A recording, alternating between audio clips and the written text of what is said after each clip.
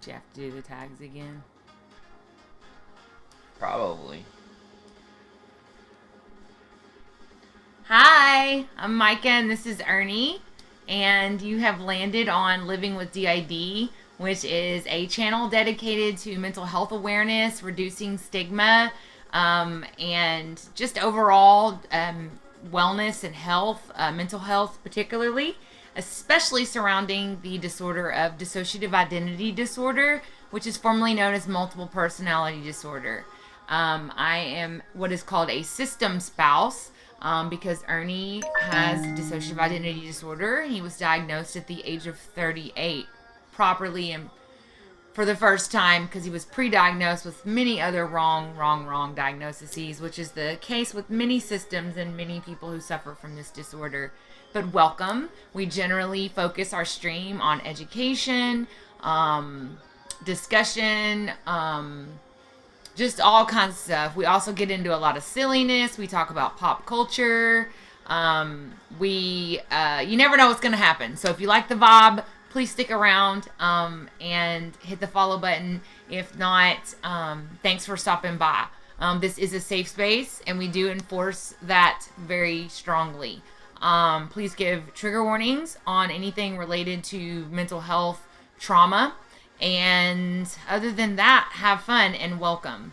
And tonight we are going to be talking about the body keeps the score. The body keeps the score, which is a really landmark, groundbreaking book. And we're going to go over some of the main points of it. I don't know. That's weird. It normally doesn't do that.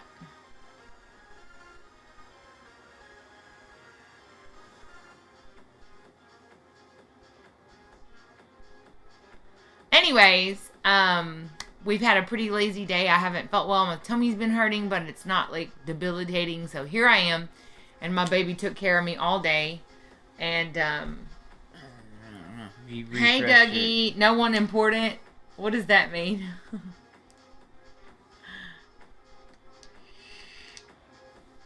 No one important what?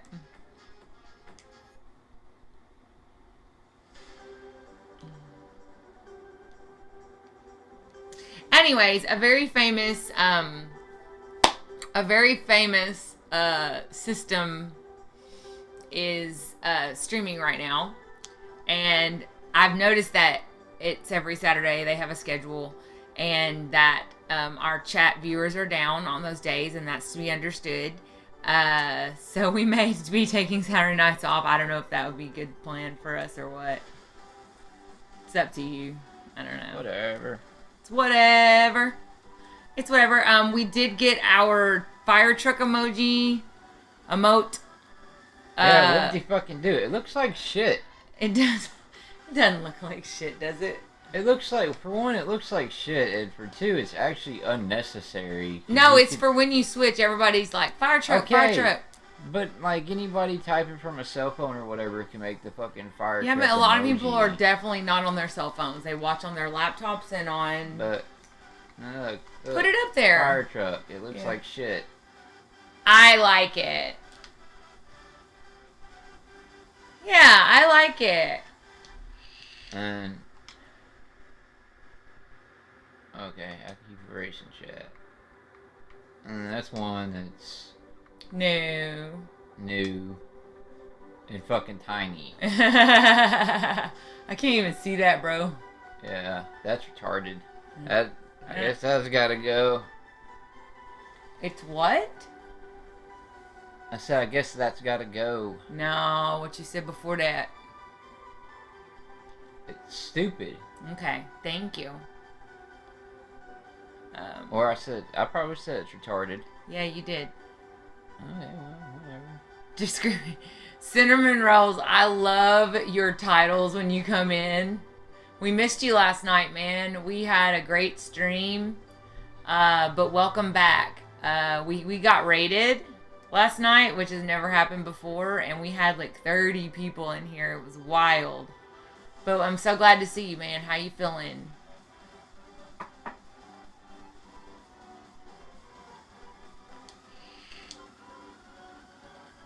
Why can't I ever come up with Cinderman. like a really cool? Like everybody has cool stream names, and I'm just like Micah. Make a new account. I mean, I can change my name at any time. Cinderman. Trying to remember. Cinderman. I know what his name is, but I'm talking about something completely different. Oh, you're thinking of Slender Man. No, I'm not. Oh. There's something that I watch all the time that has a character, That is true. Cinderman. Oh, Lucifer. Lucifer. That's what Cinderman is from.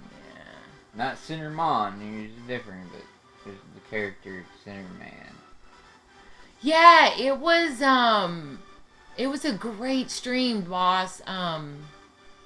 Like it was just a lot of positive energy, and we met a lot of new systems. And I don't think we had to ban a single person. we didn't have last to night. ban anybody. We had no trolls. There was too much control that we lost some commentary down Yeah. through there a little bit, but we didn't get to do anything on the outline because we had so many people to talk to. It was awesome. It was fantastic. It was exactly why we started this. So it was a great vibe last night. And like we have a lot of systems following us now, so that's exciting. Yes? What? Somebody's at the door. Somebody knocked on the door? Somebody's at the door. Do you not see that? How the door handle is crooked? Somebody's touching the door handle. Are you okay, baby? You don't see how it's fucking slanted down? Okay, and not someone at the completely door. Fat. Somebody is touching the door handle.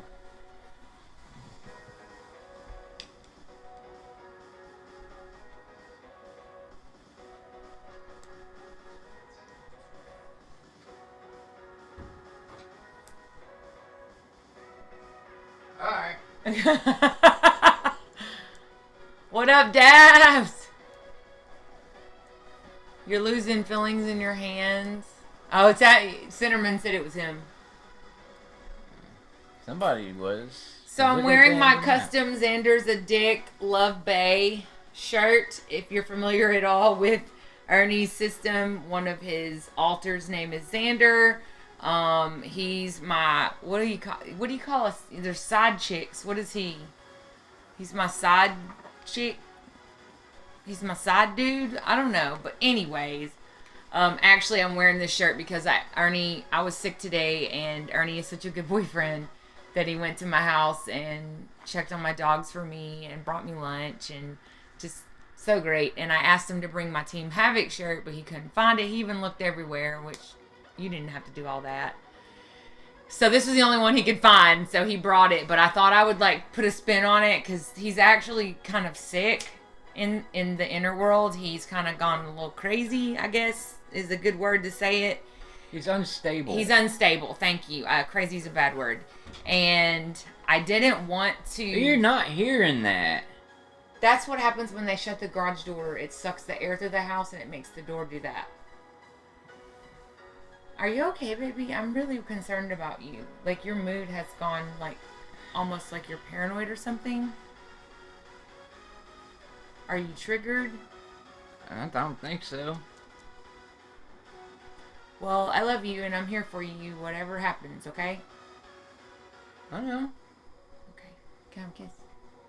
Hey, I'm gonna burp. Oh, well, don't burp and kiss me. That's kind of gross. Yeah. He might be.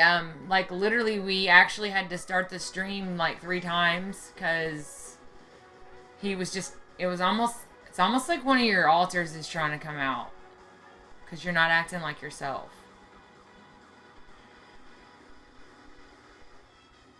Are you okay? Yeah, I'm fine. Okay. I'm sorry that I'm acting overly concerned. It's just I know you so well, and you're not acting like yourself. Is there something you want to say? No. Just being me, man. Just telling me who I am. I haven't told you who you are, Ernie.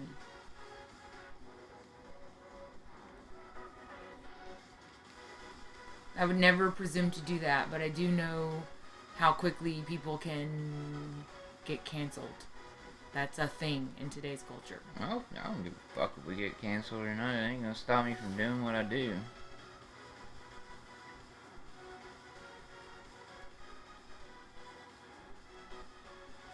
Like Anyways. I started this with the assumption that nobody would ever be fucking watching it.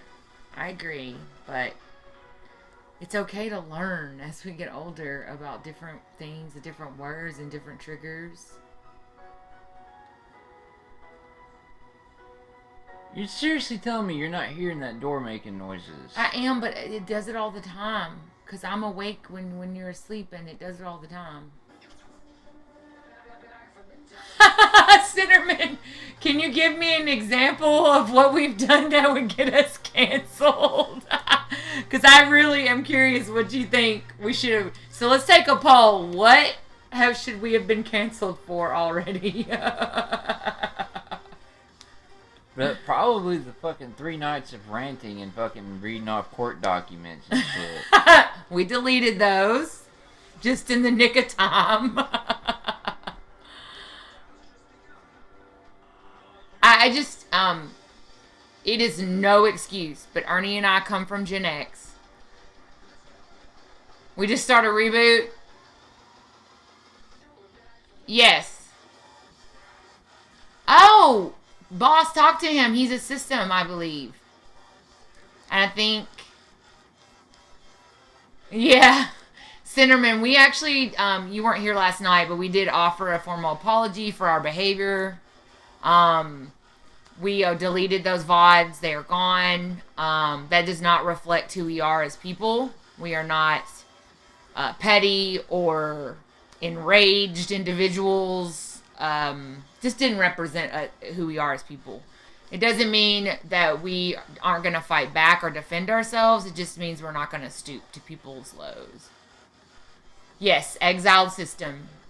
And they are really cool.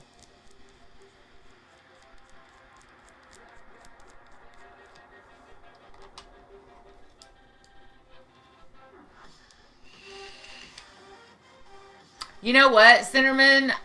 When I've been in pain, I have felt the same way. I know this doesn't make...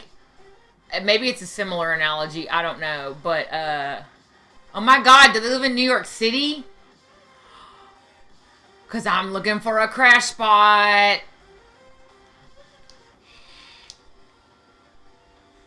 But anyways... Oh, no, that's not the same. But no, that's cool though, because you can at least get on a train and be in New York City in a short time. But anyways, Cinnamon, when I had my surgery in 2018, they pumped me full of air, to get to my organs and move my organs out of the way so they could get to what they were doing. And what you have is this gigantic air bubble that will not clear because your body's full of literally compressed air they use like when you blow up tires. And all I wanted to do was take the most giant pin for sewing and just pop, because that was worse pain than my actual surgery incision in my stomach and all the stuff they did. I couldn't even feel that, but that gas though, that air, whoo. So I feel you.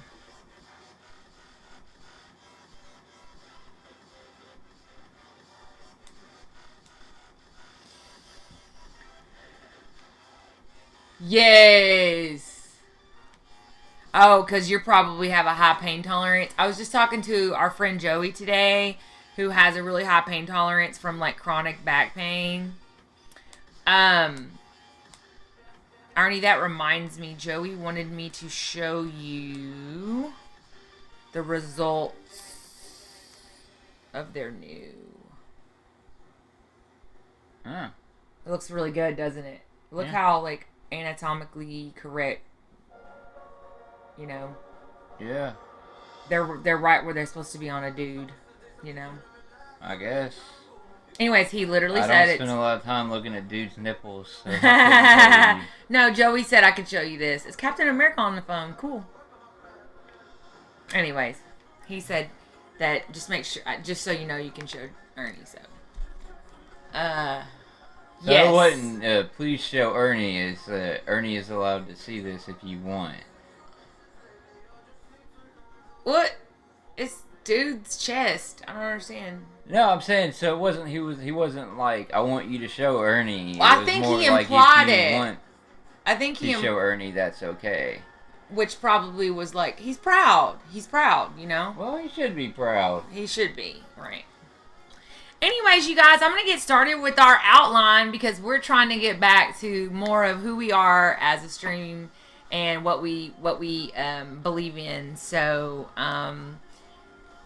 let me get to it. What? What'd you point out? You. What'd you point at me for? What'd you point at me for? Now who's paranoid?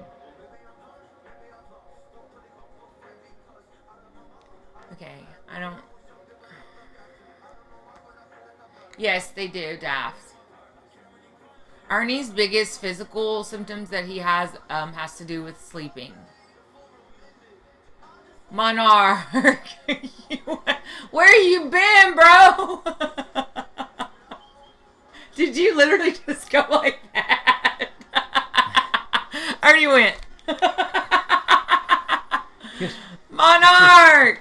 He comes out. He comes out of nowhere, man. Where you been? How's work?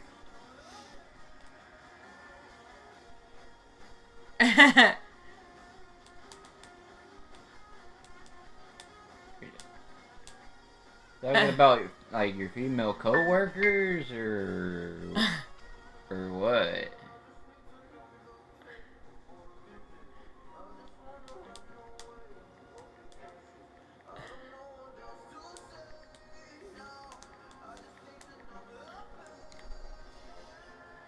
We were just looking at a picture of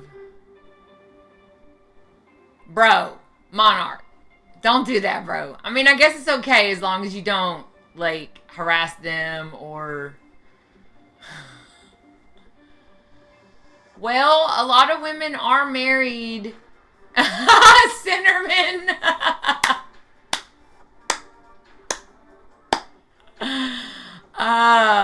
Monarch. We've missed you, man. You make us laugh. Not because it's funny. It's just you're always so random, man. I mean, just like you're searching for someone. All these women have searched for someone. They're probably, a lot of them are probably unhappy, man. So just wait for the divorces to start happening next year. I mean, I hate to be negative like that. Because, I mean, I'm sure there's some true love out there. But, I don't know a lot of people that make it very long. It used to be 5 years for me until my last relationship. 5 years was like my cap. And my last relationship was 12 years. But, now I don't ever have to worry about a time cap again, do I, baby? I don't know. I think you proposed to me like 5 times in the past 2 days, and I keep telling you no. There you go, Cinnamon. Well, women should go after what they want.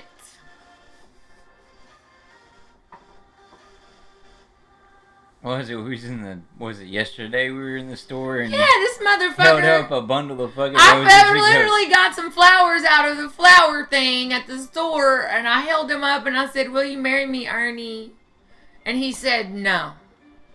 I look stupid. I was standing around in the bakery section. Should have left him. No, it's my own fault. I said, It just looked at me like I was crazy. And I got so embarrassed I had to put the flowers back and everything. The truth is, Monarch, I was serious, but like it's not time. We both know that. We both know that. Is that not what I said afterwards? You did, because you saw me about to cry in the store. But he said, "I won't today, but I will someday." But that's what I told him when he asked me to marry him many months ago. So, we're very serious about it. It's just we both know it's not time, and we are determined to have a very healthy relationship. For the first time in my life, we are both. Yeah, and I refuse to be one of those people that like stays engaged for like a fucking year. Yeah, that because it's not time. Also, I'm not asking him. I mean, I'm gonna ask him, but y'all, this is so sad and this hurt. I'm about to cry. I'm about to cry. I'm sorry. I've been married twice and I've never had an engagement ring. And I don't even care about the diamonds. I don't even care if it was something made out of, you know, a good metal that won't turn or whatever. That's custom. You know, I don't need a diamond. I just want a man to buy me an engagement ring, you know? Yeah, I know. And when the time comes when I feel it's ready, I'm just gonna come at you like, surprise, motherfucker. Gotcha, bitch. But you know, we have stages. We have Carter Ringer, my lawyer's office, and over their eyes, and the prenup form so I can propose after she signs. Monarch.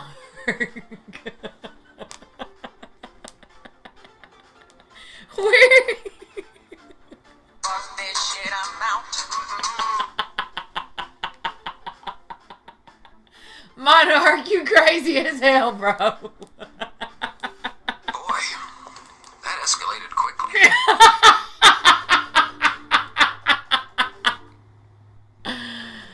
As long as it's not one of these situations.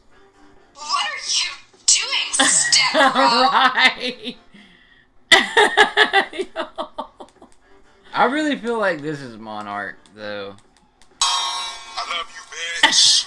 I ain't gonna never stop loving you, bitch.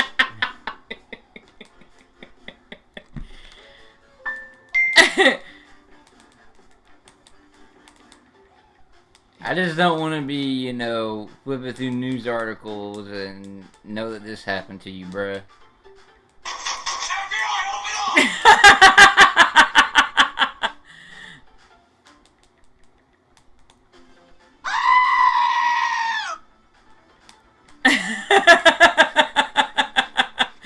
You're cracking me up, baby. They're saying all the places that you had to propose. What about a ring pop? Dude, I swear to God, I'll wear that shit with pride. Hell, if he could wrap up some fucking twine, like the bread, the stuff you use to fucking twist around the bread, and I'd cry like a baby. But I cry like a baby anyways. Boy won't be asked, he'll be told. She is that type, bro. What? She's gonna get me in the car, lock the fucking doors, and not let me. We're going to the courthouse right now. No. We kind of have a plan, y'all, and we have to move in together first. You know, like you really don't know a person until you live with them, and that is facts. Because you'll start fighting about the stupidest shit. I mean, here's the problem with prenups, though, man. Because that's basically saying you're going into this marriage expecting it to fail. Yeah. But rich people, I do understand why rich people need it for legal purposes. Like, let's say it's your second marriage and you have children and you're the rich person, okay? You need to protect your children's inheritance over this second wife. I'm not saying that you don't love her. Like, I mean, Cinnamon, that was me at Waffle House. It was like, yo, we're going to the courthouse tomorrow. Yeah. So now I didn't hurt his feelings, but I think it was a turning point for him to take a risk with me. And so now I have to always do the random proposals. So. No. But he does say things like the other day, and by the way, because I remember everything sweet you ever say to me. We were in the car. I mean, honestly, she has her own place, but she basically fucking lives here. Yeah, but Daft, I pretty much stay over here. I have my own house. Like, I have a house with 3 bedrooms and 2 bathrooms. And we have an awesome room that's already set up for a studio. And so, like, we're gonna slowly, it's just that with his system stuff and everything, Daft, that's been going on, he feels safer at home. And, like, as long as that's the case, and I live 5 minutes from here. So it's very convenient for our lifestyles. We get to spend time with my dogs. You know, we go over there all the time. It's not like that. It's just...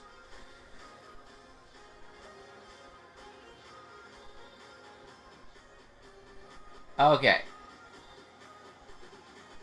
It's a good thing that you added a quote. There's quoted Chris from Rock. somebody. Okay, because I was going to be like, no killing. I was like, I don't know if you're allowed to say that. Right.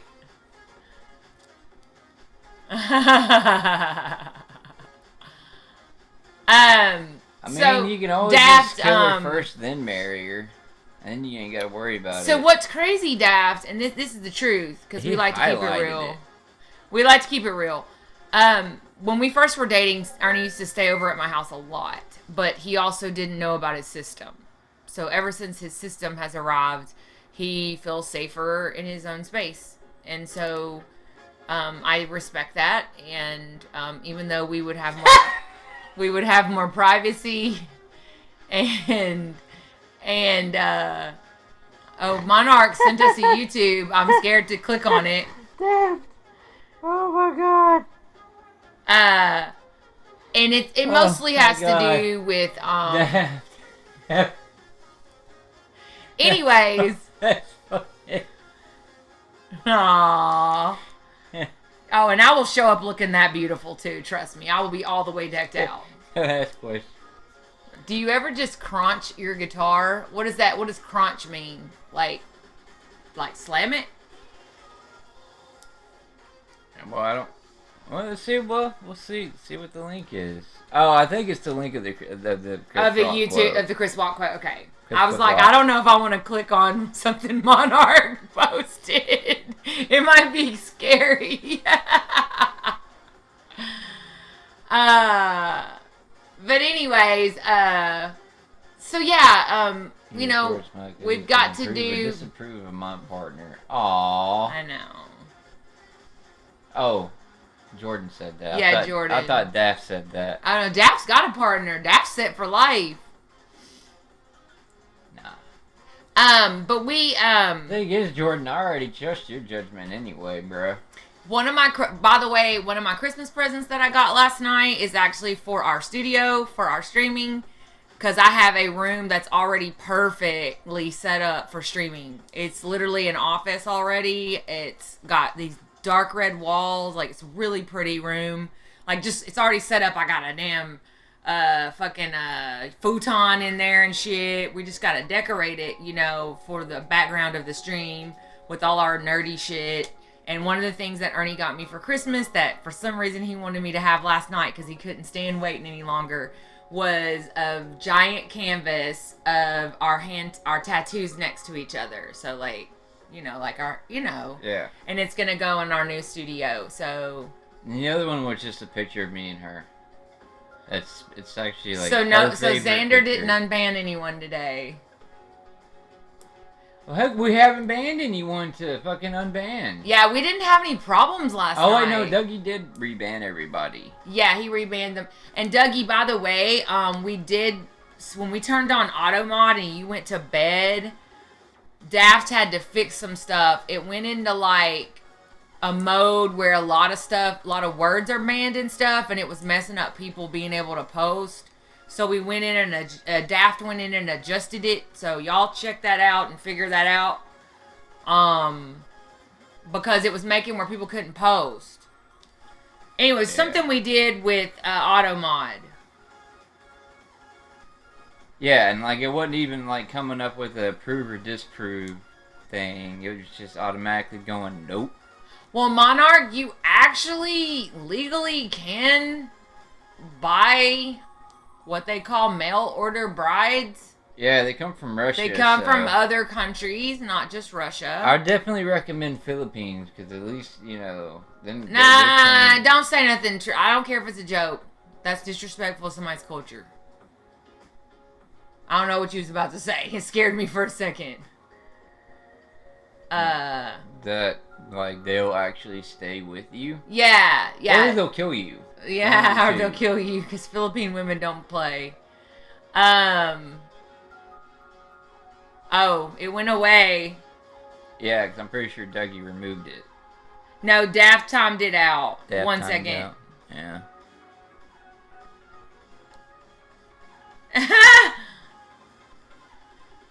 Cunt is definitely totally allowed on our channel. As long as it's not, you're a dumb cunt to me or Ernie. I mean, shit, have you ever watched one of Meg's fucking streams? She says cunt a lot because Australia... We were just actually, just so y'all know, me and Megs were, well, Megs was live before we got started, and me and Megs were just like, no, you're hot. No, you're hot. And we were like, let's, like, I literally want to be lesbian with you. And we were like, I know. And Ernie was like, I'm not opposed.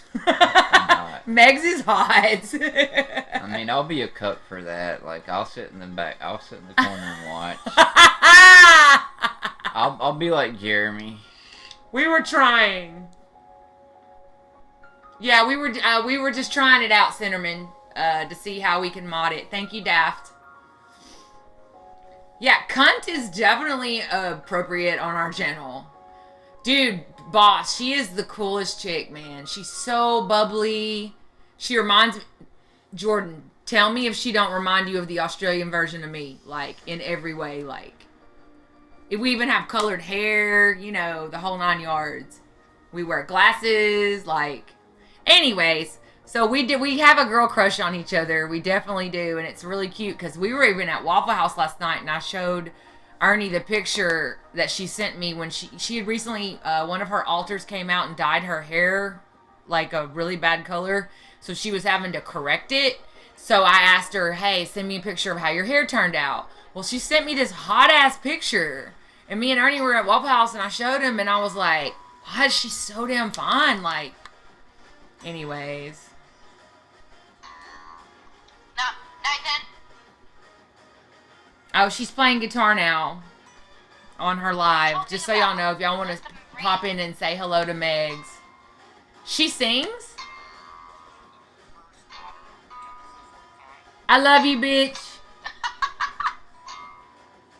I've got no.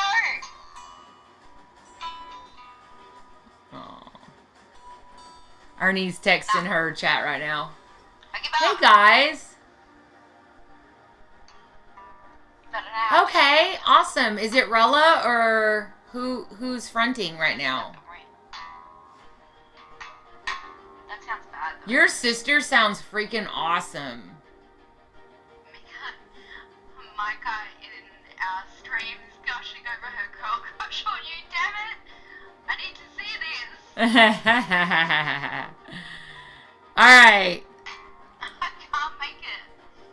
I'm hitting it too hard, okay. Alright. So let's talk about the theme. Oh, hi Sam. Welcome, girl. Hi, girl. Hi. Hi, girl. Hi. Alright, so tonight we're going to talk about... Are you going to join us? You're just looking at Megs. You're the one that's read it. I don't know what the fuck it is. I know, that's why I need you to pay attention right now so you can be part of it. Awesome. That's what she said. That's what she said. Okay. The theme for tonight is The Body Keeps the Score, and it's a very famous and helpful book for all people who have experienced trauma or suffer from complex PTSD, not just those with DID. Tonight we are going to talk about some of the awesome revelations in the book, and I hope everyone will have input and questions. As always, all questions about DID at any point are on the table when we're talking in this channel. DID takes precedent over everything. We are here to help and to educate, and we are not going to be talking about literal personal trauma stories. We're literally going to be talking about how trauma affects the body physically. So if that clears that up. Yo, what's up, Right Snakes?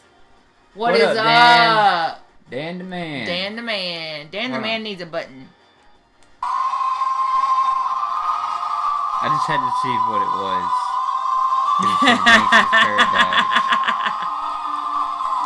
I want that to be one of our people needs that. Who's gangster in our group? Who's the gangster of our band of misfits? Excuse me? Mommy? Sorry. Mommy? Okay, so I wanted to talk about Spider-Man, was it No Way Home? Mm-hmm. And because we have not seen it yet, because Ernie's like, I ain't going open a weekend because crowds, and that's cool. Even though I'm about to die, I'm literally like, but can we please? Can we just get some weird seats that are like way off in the corner just to go? Please. But I never said no. Just to be clear on that. Well, Sam, I think it's a good choice. Like, if you feel safer, it might even things out in your entire system, you know what I mean? That's why we were just talking earlier about why Ernie and I don't just go move to my house. Well, that's a big step for someone with DID, to be out of their comfort zone and in weird spaces, especially with his sleeping issues. Like, what if he gets up and, like, walks out of my house and gets lost in the woods? Like, you know what I'm saying? Like, things can happen, so we're taking things slow, and when it's a healthy time, we will take that step. But yes, I basically live with him anyways over here, and I don't know how his mom tolerates me, but she loves me, that's why. Oh no, we got raided by Megs. Megs and Nathan raiding party. Thank you, hi. If they're raiding, yeah, they're here. She wanted to come hear about your girl crush. Oh, she wanted to hear about how in love with her I am. That's what she said. Looking at her picture that she sent me. She said, I've got to see this. I know it's just y'all, but it's a sweet gesture. We were just talking about Spider-Man, and literally my whole newsfeed on Facebook was filled with this today. Oh my God. One person said best MCU movie ever. One person said best MCU since Infinity Wars. And, like, the rest of everybody's like, no spoilers, but, like, legit, Spider-Man is off the chain. And then Ernie tells me that he reads some bullshit article by fucking critics, which fuck critics, bro. Like, they're always wrong. The critics fucking hate it. The critics hate it. No, we are not going to use our channel for spoilers. Actually, as a matter of fact, said that they have basically ruined Spider-Man. Oh, my God. Bullshit. Then why are the fans all talking about... You know, why are the fans just going crazy saying it's better than Infinity? How can it be better than Infinity Wars? They basically, it's not that they ruined Spider-Man, they ruined Tom Holland's Spider-Man. Tom Holland's Spider-Man? Oh! Yeah. Well, he's supposed to be moving on, right? Not be the Spider-Man? No, because he's got this whole thing with Venom coming up. Because the bonus scene is... Like okay, but why are they saying it ruined Tom Holland's Spider-Man? Because of the storyline? You can't say? I can't, like I said, I can't... You should have never read any fucking spoilers, man. I'm telling you, I don't believe that. I believe my friends over any fucking critics any day. And if my friend said it's the best thing since Infinity Wars, or literally one person said best MCU movie ever, then I'm gonna love that shit. And I can't wait to go... Whenever the crowds die down, me and Ernie are going to be going.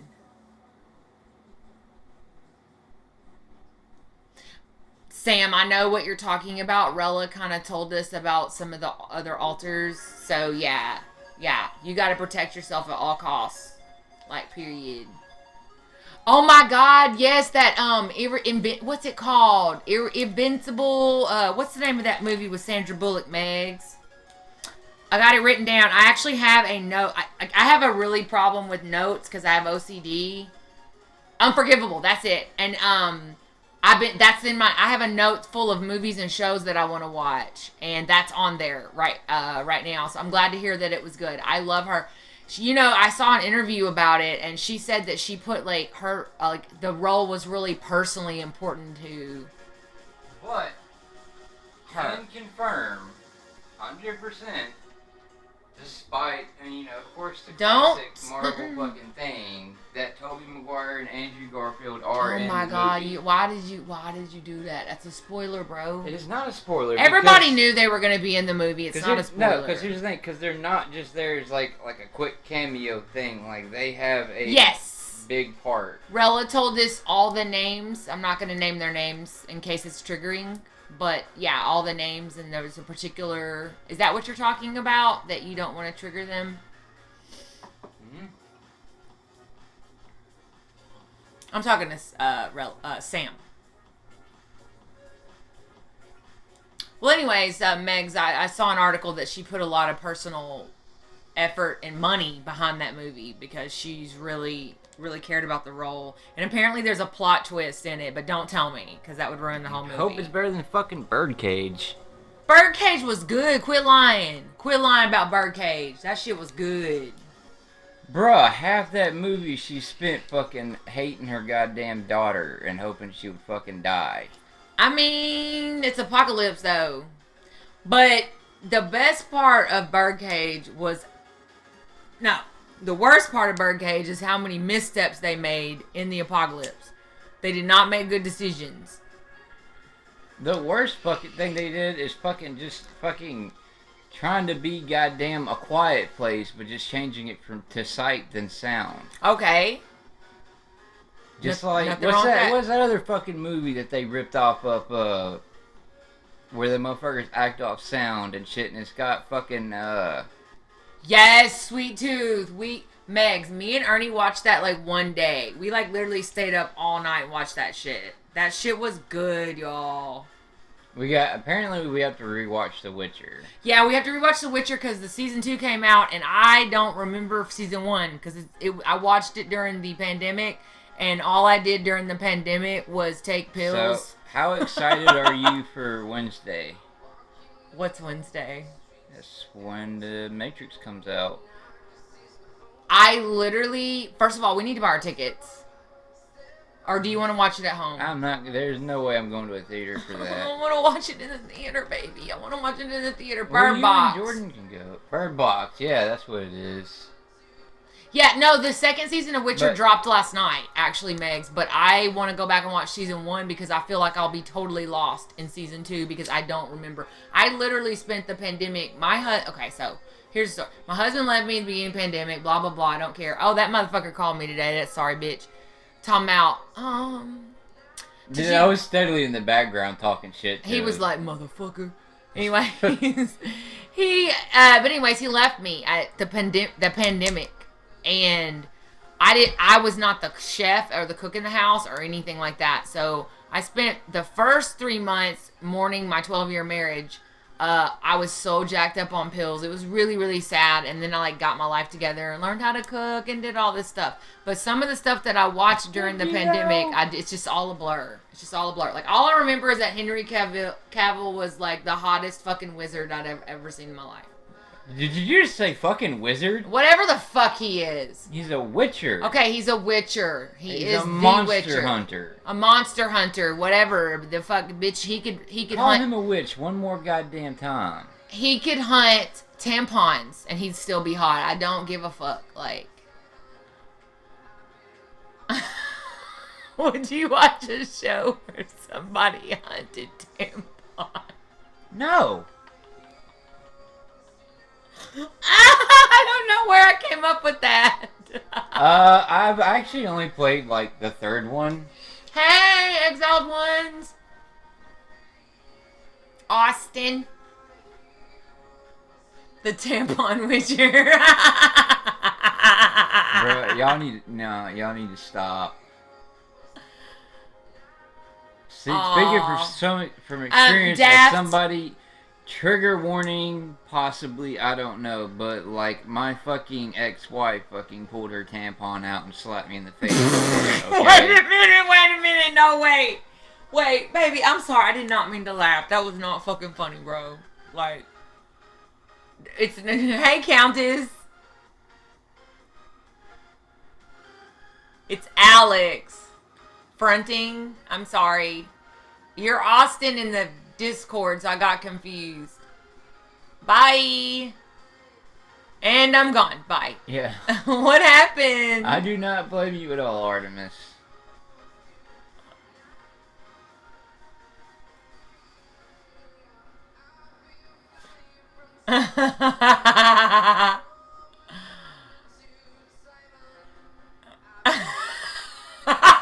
They want to hear what she did. Okay. It's not funny because his ex actually is very, very, very part of his trauma. So it's not funny. Jordan will go with you. I'm not going without you. Oh my god. We can watch Jordan. We'll do a thing and we'll watch it at my house or something. It's okay. Hitting the environment, because there's going to be a lot of people packed. there, so it's going to be triggering for me to go. It's the people. It's not going to the theater that bothers me, because if it's a good movie, you know, because I've gone and seen Marvel movies, but the thing is I won't go see them until like weeks later. Yeah, so we're not seeing Spider-Man for a few weeks. I can't deal with being around a lot of people. Here's the compromise. Guess what? Meg's the short is my ex-wife that did the tampon thing. Her name's Megan. Yeah. So.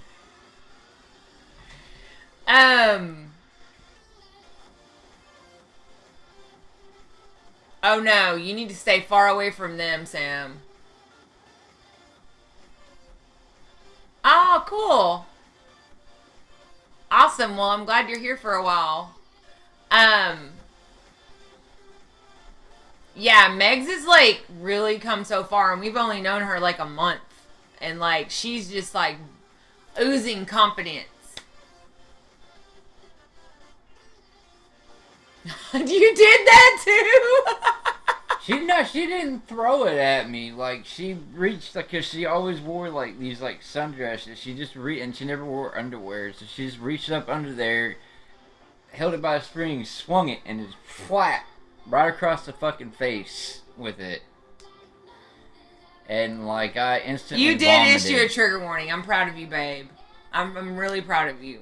I instantly fucking like vomited.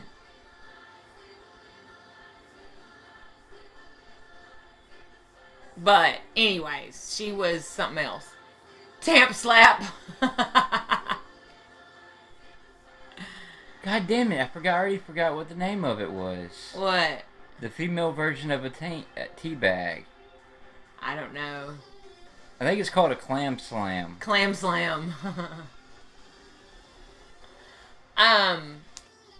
But to be fair, I did provoke her because I used a term that she fucking hated for when a woman is having her monthly. Don't say it. Don't say it, because you're just gonna... It actually really is not that bad. What? It is actually kind of funny. No, it's like, I was like, oh, so you've got the bloody axe wound. I don't get that one. Oh, okay. It took me a second. I hadn't heard that one before. Yeah, she hated that fucking term. So you got a thing for girls that are always wearing no panties and dresses? That's me. I'll be honest with you. I can't think of a single person that I've dated that didn't, like, sleep, like, naked. Yeah. Or almost naked. Or almost naked. One that she just didn't... They slept topless but wore, like, panties, but... No, really, honestly, you and her are the only ones I've ever dated that just didn't like to wear underwear. No. I don't wear underwear. I haven't worn underwear in over 20 years.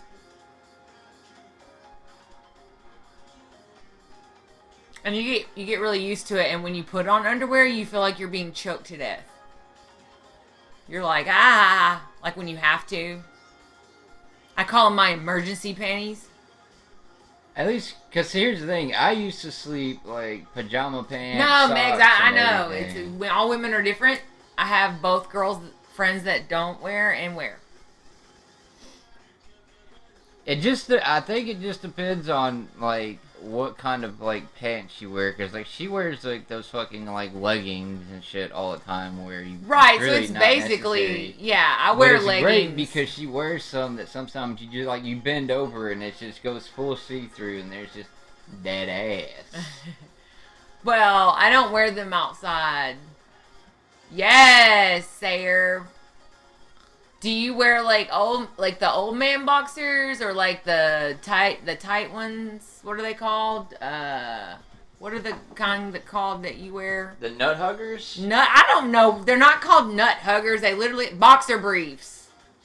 Okay, she calls these my old man underwear. They are. Look at them old man like droopy ass like you pooped your pants underwear.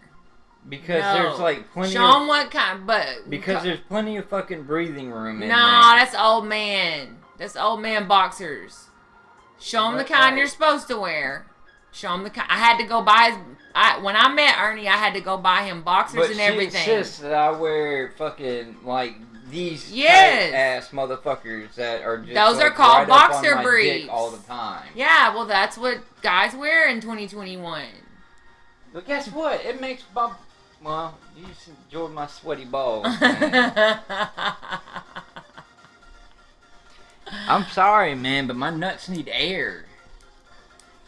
Yeah, but y'all look like old dudes. Like, I just want to be like, are we in the 50s? Are you about to pull a little gun out of your garter on your side leg and then tell me to go iron clothes?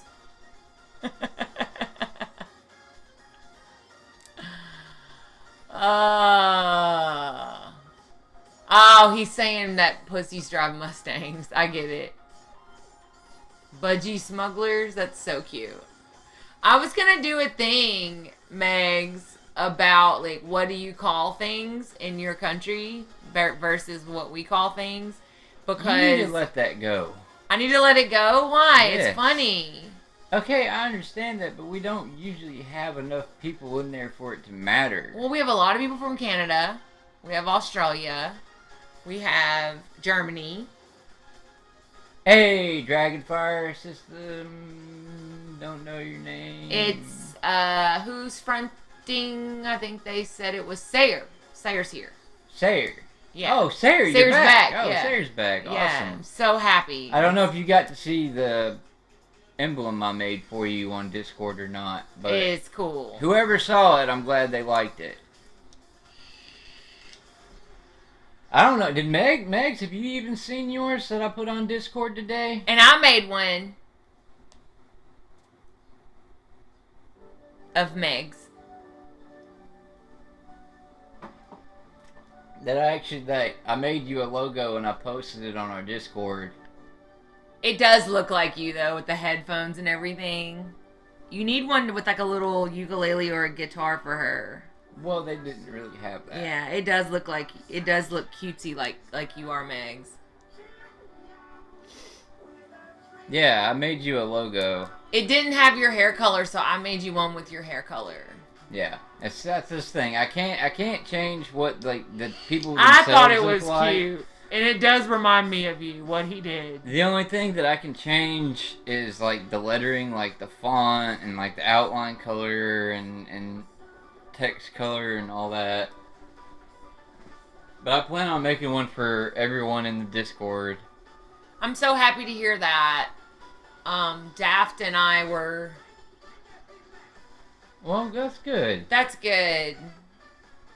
But, I hope Kyle is, like, figuring out what happened so that he can, like, troubleshoot that in the future and things not be so scary. He'll figure it out. He's smart. He's got this.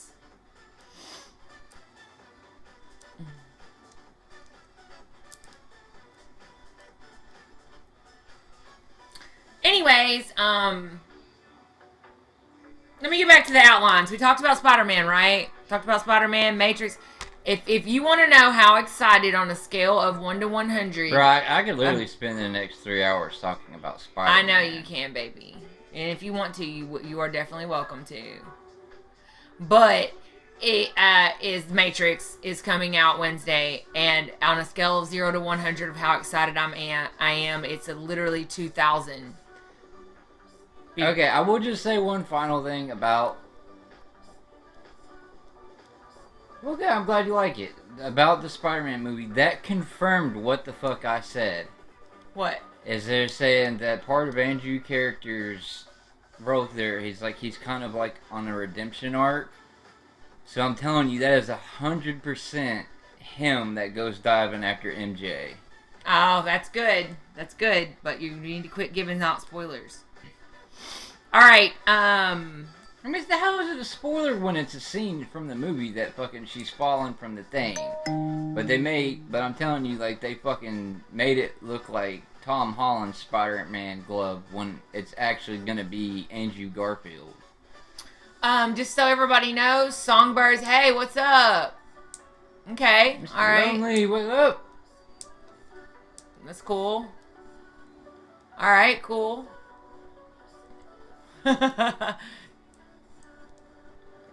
However you gotta make it. Fake it till you make it. Yeah. I literally can't wait for the Matrix. Okay. Oh, I wanted to give y'all some good Ernie talking in his sleep content. Are y'all ready? The first one that Ernie said is, "You always press it too soon." Which I hope, which really makes me wonder if Gambit and Jeremy have some weird thing going on. No, it sounds to me like what we were looking in that game we were playing today. Maybe they were video gaming. Well, yeah, but how could they play a game I haven't played yet? Well, you were playing a game today where you had to open doors by... I know, but I'd never played it before, so how would they be playing it? I don't know. I don't even try it. Now, here's the second one. Ready? Hold still. It's sticking out of your neck. And what sucks about all these juicy Ernie sleep-talking sentences is he doesn't remember anything, so I never know what it's about or any context. Hey, Neverland System is live. Yeah, I was gonna they say. Are doing a subathon. What's a subathon? Which means they are going to be streaming for a very long time. Oh, cool. So we can jump in there at some point later on when we... I mean, it's usually like subathons are like at least like 8-9 hours. All right, I'm gonna pop over and look at her right quick. You guys just talk amongst yourselves. So yeah, Ernie talks in his sleep and he never remembers what it's about. Yeah. I'll give y'all something. Oh, Ernie's family, this is so hilarious. Ernie's family, he was walking through getting some coffee and they were arguing about Jesus. And this was the quote from Ernie's cousin. "Brenda, haven't you seen The Passion of the Christ?" No, let me put some pretext. Put some pretext on it. Okay. They've been sitting there arguing over who it was that ordered the crucifixion of Christ. Not the group, whatever, but like the specific person who ordered it. Alright? So now you can continue. Okay, so cousin says, "Brenda, haven't you seen The Passion of the Christ?" To which Brenda replied, that's Ernie's mom, "Well, Mary Faye, I read The Passion of the Christ before it was even a movie. It's called the fucking Bible." And scene. And that is the South in a nutshell, y'all. Like, I can't even begin. But here's the thing. This wasn't like a quick argument, whatever. They did this for like 3 fucking hours. They argued about this. Yeah, no, they kept on and on and on. And then, like, it lulled. And then, like, a few hours later, they were back on it again. I'm typing in Neverland right now.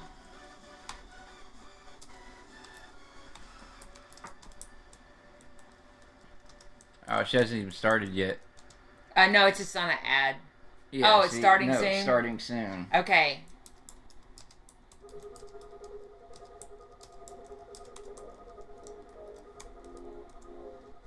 Neverland, by the way, is another system, you guys. She's polyfragmented. They go by they or she. And they stream games. And they have an awesome system that is full of fictives and fantasy creatures and people with wings. And, it's so fascinating. And she's adorably sweet and really helpful. And she just got back into streaming and we're really proud of her. So if you want to follow her, it is Songbirds, SONGBIRRDS. 2 R's in birds. Okay. And so here's the thing. This is a story that I want to tell, and let me put it in the context that this is not like a racist thing or anything, because of the fact that this is an actual fucking story. Like, this legit happened. Well, if you have to say it's not worship, if you have to say it's not racist, is it safe? I have to worry about Ernie because we grew up in a different generation, No, because like in the telling of the story, it's gonna sound like I'm making fun of a Hispanic person. No. But this was really a legitimate Hispanic person that told us this fucking story. Okay, so that's a good setup. That gives us the context, so it doesn't sound out of context. Good. So like when my mom worked for Kroger for like 30 plus years or whatever, and she had Cool, Mr. Lonely. Hispanic coworker named Jose. And one day I can't remember how they got on the conversation, but they got on the conversation of sports, and he was saying, I love going to baseball games. And she's like, what do you love about going to baseball games? She's like, every time I go, everybody starts singing to me, wanting to know how well I see. And if I could see better in the morning, or if I see better at night. And what he's talking about is them singing the national anthem saying, "Oh say can you see by the dawn's early light." The fact that this is not a true story. It is 100% true story. Go ask her.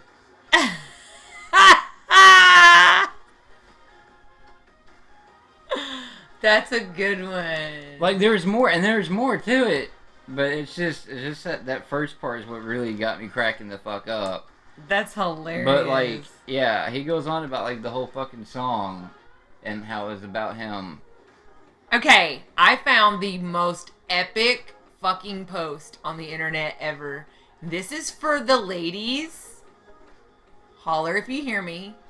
But it's also for the fellas, because I need y'all, I know y'all that y'all are really curious about this because I hear it all the time. Why are women obsessively attracted to Pete Davidson on Saturday Night Live? I am one of them. Well, I mean, people find me attractive, so. Oh my god, I didn't even tell you about the fucking gay clerk at the fucking gas station telling me that he wanted to take me home. While I was in the car? No, when I went out to get cigarettes. I was fixing to say, boo-boo, because they ain't gonna do that and disrespect me even if I am 20 feet away outside. Because, like, legit, like he was not even subtle about it. Like, I was getting cigarettes and shit like that, and I was going to check out, and he just all of a sudden goes, one day I'm gonna have to take you home with me. Was it the black dude? Yeah. Yeah, I love that dude. Sorry, our gas station is, like, familiar to us. It's kind of like the Waffle House. Well, Mr. Lonely, maybe it's a good thing. I know you hate sitting with your feelings, but, like, stay distracted with us. We're gonna keep it funny. So, anyways, guys, y'all are always like, how the fuck does Pete Davidson pull Kim Kardashian? Because he's dating Kim Kardashian, as everyone knows if you follow pop culture. And I personally have been, like, really in love with Pete Davidson, like, for a while. But I know, but listen, this is a funny article that explains why women are attracted to Pete Davidson. Because Jason Momoa, The Rock, all that shit, obvious. Chris Hemsworth, obvious. But people are like, guys are like, why? Which, by the way, if you follow SNL or don't, you should go to YouTube and type in SNL Chad skits, because it is fucking hilarious. I love Chad. He is this character that's literally like, okay. And the girls will be like, Chad, I don't know why my heart skips a beat when I'm around you. And he's like, dope. He's just like a total Chad. Like, it's so...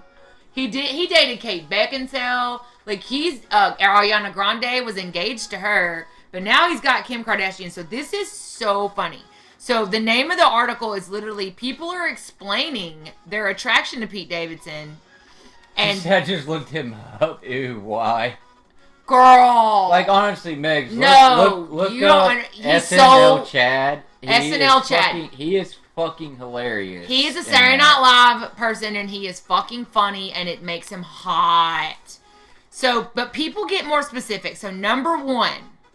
These are the reasons. Robert De Niro. Well, alrighty then. I mean... Robert De Niro now or Robert De Niro younger. then?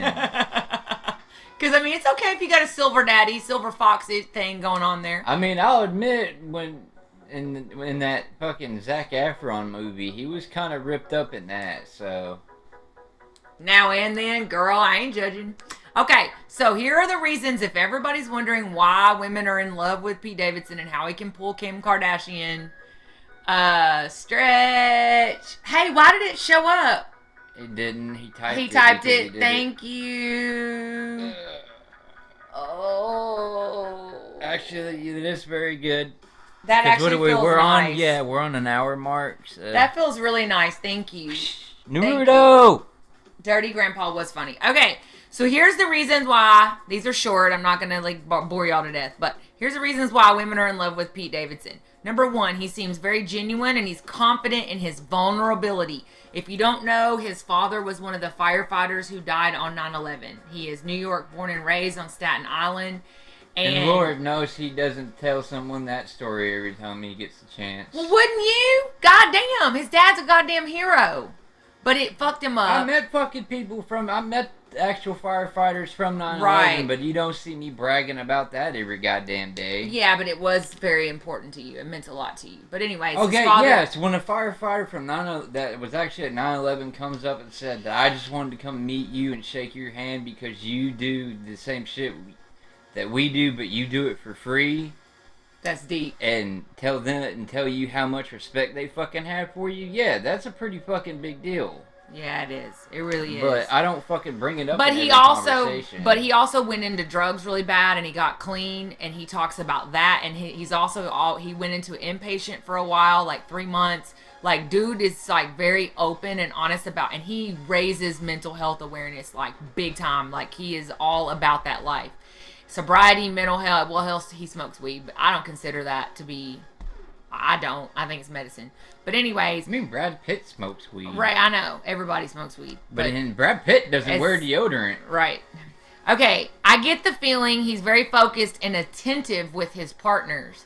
He does come across as that guy that would be very attentive. I can see that. You see what I'm saying? Okay, number 2. He's like your weed dealer whom you feel safe around for some reason, and when he starts cracking jokes, you realize you'd fuck him. It's just, this is why people love Pete Davidson. Number 3, he has a cute smile and facial expressions. The way he holds himself is confident but not cocky, like some other male celebrities. He's laid back but not like pathetically laid back. It's his energy more than his actual appearance. He is... Wow. Really? Really? That is so interesting, Megs. That's interesting. Dude, I still remember fucking watching that, like, when they were covering about, like, the first tower, how they thought it was a fucking accident, and then the second plane came in, and it was, like, literally me and my dad and my mom all jumped up and exclaimed at the same time, okay, that's not a fucking accident. Yeah, exactly. That makes sense, Megs. That makes sense. Because whenever there's stuff like that, thank you, Mr. Lonely. Whenever like a national disaster, like a hurricane or any of that stuff happens, I get hyper fixated on it. I won't even sleep. I'll stay up watching the news 24 hours a day and stuff. And it makes sense. People think the negative way of looking at it is we're addicted to drama, but actually it's that it takes our mind off of our own drama. Dude, Jonestown Massacre obsessed. I'm into any cult documentaries. Like, yeah, honestly, I'm with both you and Meg's Exile. Yeah. Like, I don't know. Maybe, I don't know if it is a system thing or what, but like, yeah, we watch that shit. So I was getting ready to go to work, and I was blow drying my hair, and I was married. I was young. I was 22. 21? Yeah, I think it probably is like just a system thing, Megs, because like I'm the same way. Wait, it was 20 years ago, so I was 22 or 20. Yeah, I was 22. Okay, I was getting ready for work. I was blow drying my hair. My husband, my first husband, I was real young when I got married. Stupid, don't do it. He actually was an aircraft mechanic and obsessed with airplanes. So we're watching. We got the news on in the background. He literally goes, "Man, some dumbass like accidentally flew their plane into the World Trade Center." And he's like, I don't know, he got off course or something, okay? Yeah, I mean, that's basically what me and my dad were saying, too. Yeah. It's like, what the fuck was he drunk? What the fuck happened? So, y'all youngins, You know what really hard is when you're teaching students who were not born and don't understand how crazy it was for us as Americans that day. Don't remember watching the news and Yeah. while watching the news, hearing the thudding of fucking bodies hitting. Oh roofs. my God. So anyways, I was drying my hair and I go in there and I literally come around the corner because I'm a history, I have a history degree and stuff like that. So I'm like weird about history. And I literally said, that's terrorism. He goes, it's not terrorism. Some idiot flew his fucking little plane into the side of the building. I sat down. I said, well, they tried to blow up the basement with a truck bomb in 95. And that was like 6 years prior. And he was like, it ain't terrorism. Why would they fly into the top? That don't even make no sense. All of a sudden, we're watching live. Bam! Second one hits the second tower. And all I remember about the absolute shock and terror and awe and feelings and crying and all the things that we felt that day was when I went back to the bathroom. I don't know how long I was away from the bathroom, but my hairdryer was on the floor. It's like when he said somebody ran into the World Trade Center, I just like gingerly dropped it on the floor. And that's what I remember, is walking back in the bathroom and my hairdryer was on the floor. Weird what you remember. Also, I worked at the private airport. So like, small world, right? And I worked in the restaurant because I was 22 and was waitressing while I was in college. And I remember they had to ground all the planes and there was nowhere to park them. Because planes actually take up a lot of fucking room. There was nowhere to park all these 750s, what are they called? 767s, 747s and all that. So over on our side where we normally got little Cessnas and little private jets and stuff, there were huge, 3-story tall airplanes up against the window glass of my restaurant. And those are the things I remember about the day. And then, of course, we all know the aftermath. But yeah, man, it was crazy. It was wild. She thought it was Melbourne. Man, it was scary. People don't realize how, Americans have not, except for Pearl Harbor, been attacked on our own soil like that. And the one that you've probably watched the movies about the one in Pennsylvania that crashed, that one was headed to the White House. I mean, like, they would have gotten it too. They already got the Pentagon, and they would have succeeded had the passengers not intervened. They did hit the Pentagon. The other one was going for the White House. That's what I'm saying. The one that they crashed would have hit the White House because they had already succeeded in all their other ones. Yeah. You know what I'm saying? They picked a shitty spot of the Pentagon to fucking hit. I mean, hitting the Pentagon was pretty fucking stupid anyway because, like, really... They still killed, like, 300 people, Well, though. I mean, they still killed people, but it wasn't going to come to the same effect as the fucking World Trade Center. But that's the point. They didn't even think it would work to knock them down. They literally were just trying to show they could. They were going to hit landmarks that were of big significance to Americans. Yeah. And that was their point, Man, let me tell you, my friends had just moved up there 1 month prior to the city. Family actually had a family friend that was in the tower. Man. They were in Tower 2, and they did not make it out. Man. I'll never forget it either, Megs. I'll never forget it. You'll never forget. You know what I'll never forget is I was watching YouTube, and there's literally actually someone on the phone with 911 that is trapped in the fucking building, asking, how they're gonna get out, and you can literally hear, like, the building start to crumble and, like, him screaming. All right, trigger warnings. Yeah, let's not. That's what I want. Let's go back to talking about why we're in love with Pete Davidson, but 9/11 got brought up because of Pete Davidson. Great topic, great discussion. Thanks for asking where I was. I think that people ask that question. I think it's important. What do you remember about 9/11 or where were you? I love that question.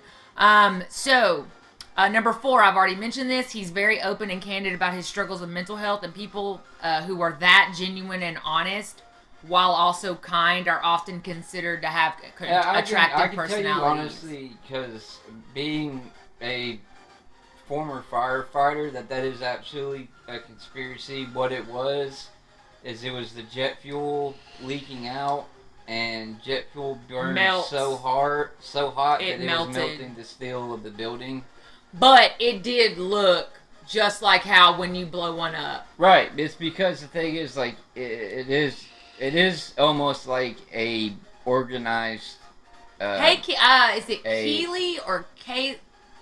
How do you say that? Can you phonetically spell it out? And by the way, thanks for being there for Riley last night. I think it's Keely, but I could be wrong. But, like, basically, you know, a planned out demolition is, like, if you start from the top down, it's the weight. It was the weight from the top part coming down that was bringing the rest of the building down. Kelly. My bad. Cool. Thanks for being there for Riley last night and for the system. Okay, number 5. He has a good relationship with his mom. If you know anything about Pete Davidson, he often makes fun of his own self. He lives with his mom. He built her a big house, and he lives in the basement portion. It's all his. You know, it's like separate quarters, but still goes upstairs with his mom. And that's a lot because of what they went through on 9/11. But he loves his mama. He takes her to award shows and everything. I'm a dude. That's right. You're right, Kelly. I knew that. I'm sorry. I've been meeting so many systems. It's so hard to keep up with the... Because, okay, this is something I've wanted to talk about. Why do systems have the coolest fucking names? Like, alters name themselves the coolest fucking names. Like, our friend Songbirds has one named Nyx, N-Y-X. That's so fucking cool. Like, Xander, cool name. Gambit, cool ass name. Like, those are some of Ernie's alters. Like, I just get so fascinated by some of you guys' alters names. They're so cool.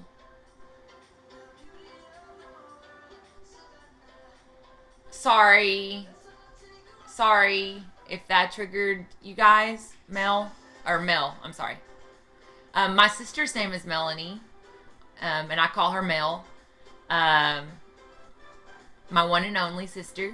So hello. I don't think we've actually ever met, Mel. I may have seen you on stream and not known it, but nice to meet you. And I heard you helped Megs with her makeup tonight, and it looks stunning. Stunning. So, okay. Number 6. He's not a supermodel or anything, but I don't find him bad looking at all. He has nice lips. Yes, he does. And a good smile. I like his tattoos. He reminds me of the funny misfit dudes I was into in high school. Now, ladies, y'all know that's why people like Pete Davidson right there. She said, I messaged you and I freaked out and did not stream. Oh, I remember now. Are you a little bit more Are you the one that's a little bit more reserved or conservative? Is that the way? Reserved, yeah. Number 7, Pete Davidson gives off a real second lead energy, and let's explain that. If you watch Korean dramas, you'll notice there's usually a hot guy who's a total asshole, and he's the guy the girl almost always ends up with. And then there's usually a less attractive but gentle second lead guy who treats the girl kindly, and you root for him. That's Pete Davidson. Number 8, he's self-aware and doesn't mind making fun of himself. He is also a softie. He's very in with his emotions. Everything that he's saying reminds me of you, Ernie. Please don't say that. You don't, why? Number 9, he's full of skinny boy big dick energy. Okay, I can relate to that. Yes. Yeah. I love you, baby. Come over here by me. Get closer. I'm the one that's in the camera shot. You're the one that's like halfway out. Well, that's because you're the what's it called? You're the honeypot that brings people to the stream. That's not true. Yeah, it is. Okay, he's full of skinny boy big dick energy. Like, he knows he doesn't have to prove he's a man. We already know. That is so Ernie. When I first met Ernie, I thought he would be soft and like weak, and I was like, there's something lurking underneath there. Oh, cool. That's so cool. That's awesome. So Ernie has twins in his system. Do you want to tell them about them? No? Okay. I don't want to get into that right now. Yeah, it's actually a bad scenario. We just recently found out, like, their twin, like, he never knew about, is here, but they're evil. So, anyways. That's the short version of it. Yeah, I bet she doesn't. Right? I think. Never mind. You could use an altar like that. What? You could use an altar like that. I could use an altar that cleans? Yeah. Hell yeah, I need one that cleans. My house, I told Ernie that if we start to make the step, I tell him every time, I'll clean the house. I'll clean it from top to bottom so you'll feel comfortable here. Every time I beg him to come live with me. When my mom asked me, what do I want to get you for Christmas? I was like, I want to get her one of those fucking maids that comes to their house and cleans it. Shut. Your mom thinks my house is dirty. It just needs the floors need to be done really bad and the dusting. It's not like a hoarder. Hey, Pikachu! Thank you for the follow. Yeah, thanks for the follow, man. Okay, so number 10. I'm bisexual. I like all women and men who look like wet cigarettes. He does look like a wet cigarette. All right, number 11. He's successful, funny, and confident. People underestimate how these 3 things make someone stand out from a crowd. There are so many people just milling about, unsure of themselves, and just copying what they think is acceptable. Waba! We are discussing this quandary of why women are so in love with Pete Davidson of SNL and why he can pull the hottest chicks like Kim Kardashian, because dudes are like, why? What? Why? You said, who the fuck is Pete Davidson? Do you know who he is? He's the guy from SNL. He's fucking Kim Kardashian. He's the dude from the new Suicide Squad movie that got fucking killed. Like in the first... How do y'all not know who Pete Davidson is? Oh, cool. Welcome, Pika. Anyway, so I found this really funny article that's explaining why women are so in love with this dude. And number 12, he gives the impression that if you met him, he would try to make it a positive interaction and fun. But if you didn't like him, he would not care. It's the combo of caring about others while still having the confidence to not pander or take it a blow to his ego if people don't like his personality. It is big dick energy. Like, literally, I could have summed that whole thing up into saying he is, like, got the big dick energy. He knows he's a man, but he's also sensitive. And women are highly attracted to that. Also, he's fucking hilarious. So when you add that combination, it all goes back to confidence. I tell all you guys, you want to find a hot chick or another guy or a trans person or whatever you're trying to attract, it's confidence. Confidence. No, he's hilarious. No, you got to look at the Chad. Look up the Chad skits. He plays like a dude bro. It's so hilarious. Like Jennifer Lopez is like in love with him and he's like, okay, dope. Like he's got 1-word answers and it's just so funny. Look up those Chad skits, Waba. See if I'll pull some audio from it. Yeah, pull some audio or something, because it's fucking... No, it's only funny when you see his face. Anyways, Waba, you can see why dudes are like, why are girls like... Why is Kim Kardashian fucking this dude? You know? And so this article was funny because it really did break down why... Because he's on my list. I fucking love it. Yeah, no, he's with Kim Kardashian. That's his girlfriend right now. Like, literally, he's doing the whole Christmas and everything with the fam. I mean, I'll turn the volume up and put the video. I don't know if it's... I mean, honestly, if I wanted to, I could cut the stream for a second and, like, look from my mobile device and they'd be able to watch. So, basically, he just, like, gives no fucks. Oh, this is when Scream calls his house. Hello, Chad. Who this? I ask the questions here. This Matt? No. Tell me, Chad. This Kelly? No. Do you want to play a game? Oh, no, thanks.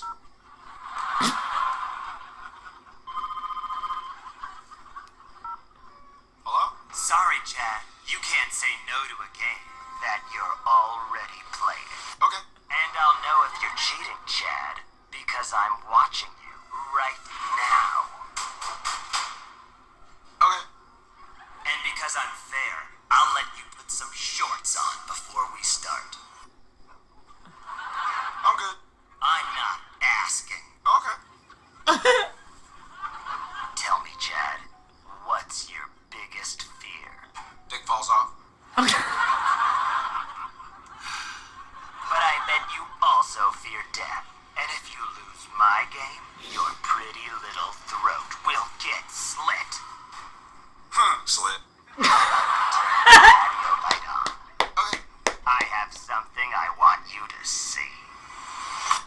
supposed to be funny, No, Countess. patio light. Okay.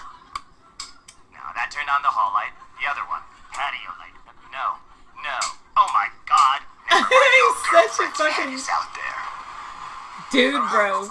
Then who is Ashley? We just. Ah, the pizza's here, Chad. Better answer the door. Lit.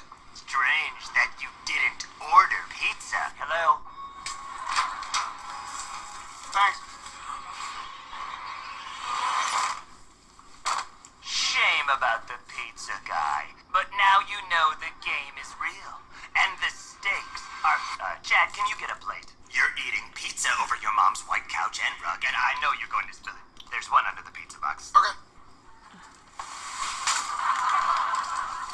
Got it.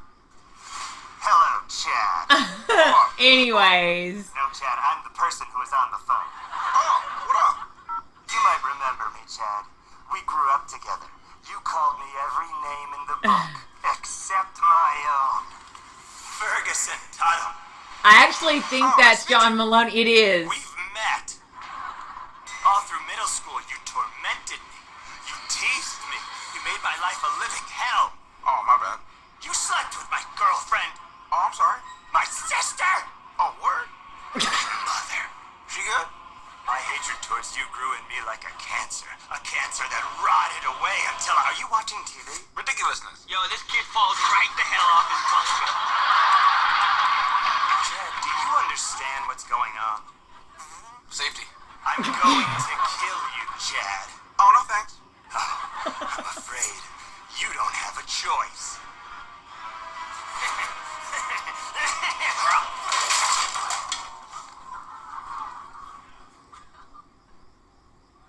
Game over, Chad.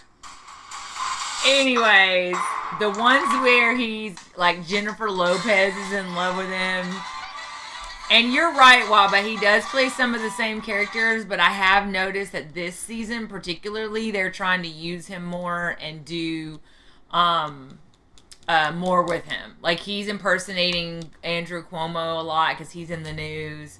And they're just trying to do more with him. Like, he played when Timothy Chalamet, first of all, best fucking skit ever, is when they were TikTok rappers. Oh my god. Yeet, yeet, yeet. Y'all know that song. Surely y'all know that sound bite. But anyways, when it wasn't Timothy Chalamet. It was this season. They impersonated each other. Like, one played Pete Davidson and Pete Davidson played the star. It was so funny. Oh, coffee. I'm always drinking coffee. Yeah, he drinks coffee all day, every day. Well, it's a stream. I drink coffee during the stream. Yes, it was Rami Malek. Yes, Rami Malek from Mr. Robot. And they do look like each other a little bit. And so Rami was playing Pete Davidson and Pete Davidson was playing him. It was hilarious. That's a good skit.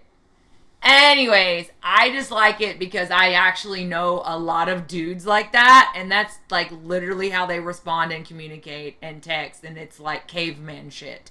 And so one of the reasons why I fell in love with my Ernie here is because he is very emotionally intelligent and can have like intelligent conversations about feelings and whatnot. But anyways, okay, so tonight's... Okay. Fuck you.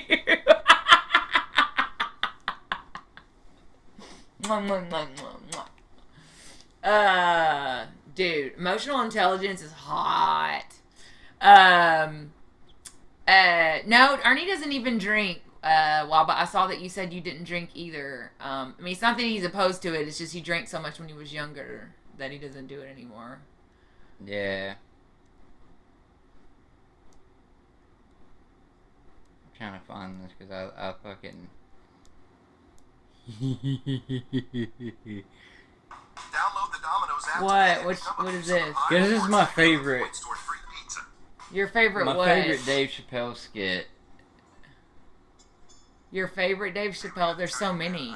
I know, but He's canceled. Dave Chappelle's canceled. well, this ain't about Dave Chappelle. It's about Wayne Brady. Oh. See, that's the thing with black actors, man. We need to just unify. We can't just Oh, this motherfucker is doing... That old phone is it's dark too. It's not that it's dark, it's... That's alright. Relax. It didn't... There we go. It didn't go full screen. You gonna get some weed and I'll let your boy. I know it's fine. Hold on. There he is. Break yourself, fool! Oh, it's Wayne Brady, son!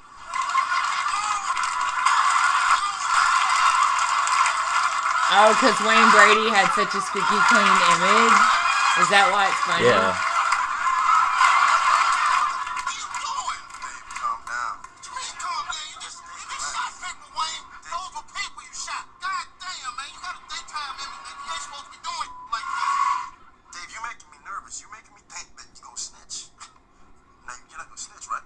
Oh, man, come on now. I ain't gonna snitch. Now, you sure I ain't gonna snitch? It's me, nigga. It's Dave, baby. Come on now. Come on, nigga. Thank you, nigga. Come on, it's me. It's Dave. We black actors, man. We gotta stick together. We black actors. Don't snitch. Come on, it's me, baby. It's Dave. It's Dave Chappelle. It's your boy. Okay. Sorry, man.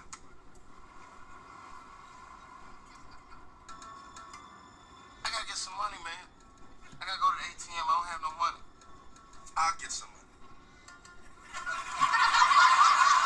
Daft and Waba are flirting. Right here. Where's the ATM at? We at it. Oh no, is he fixing to rob somebody? Dad.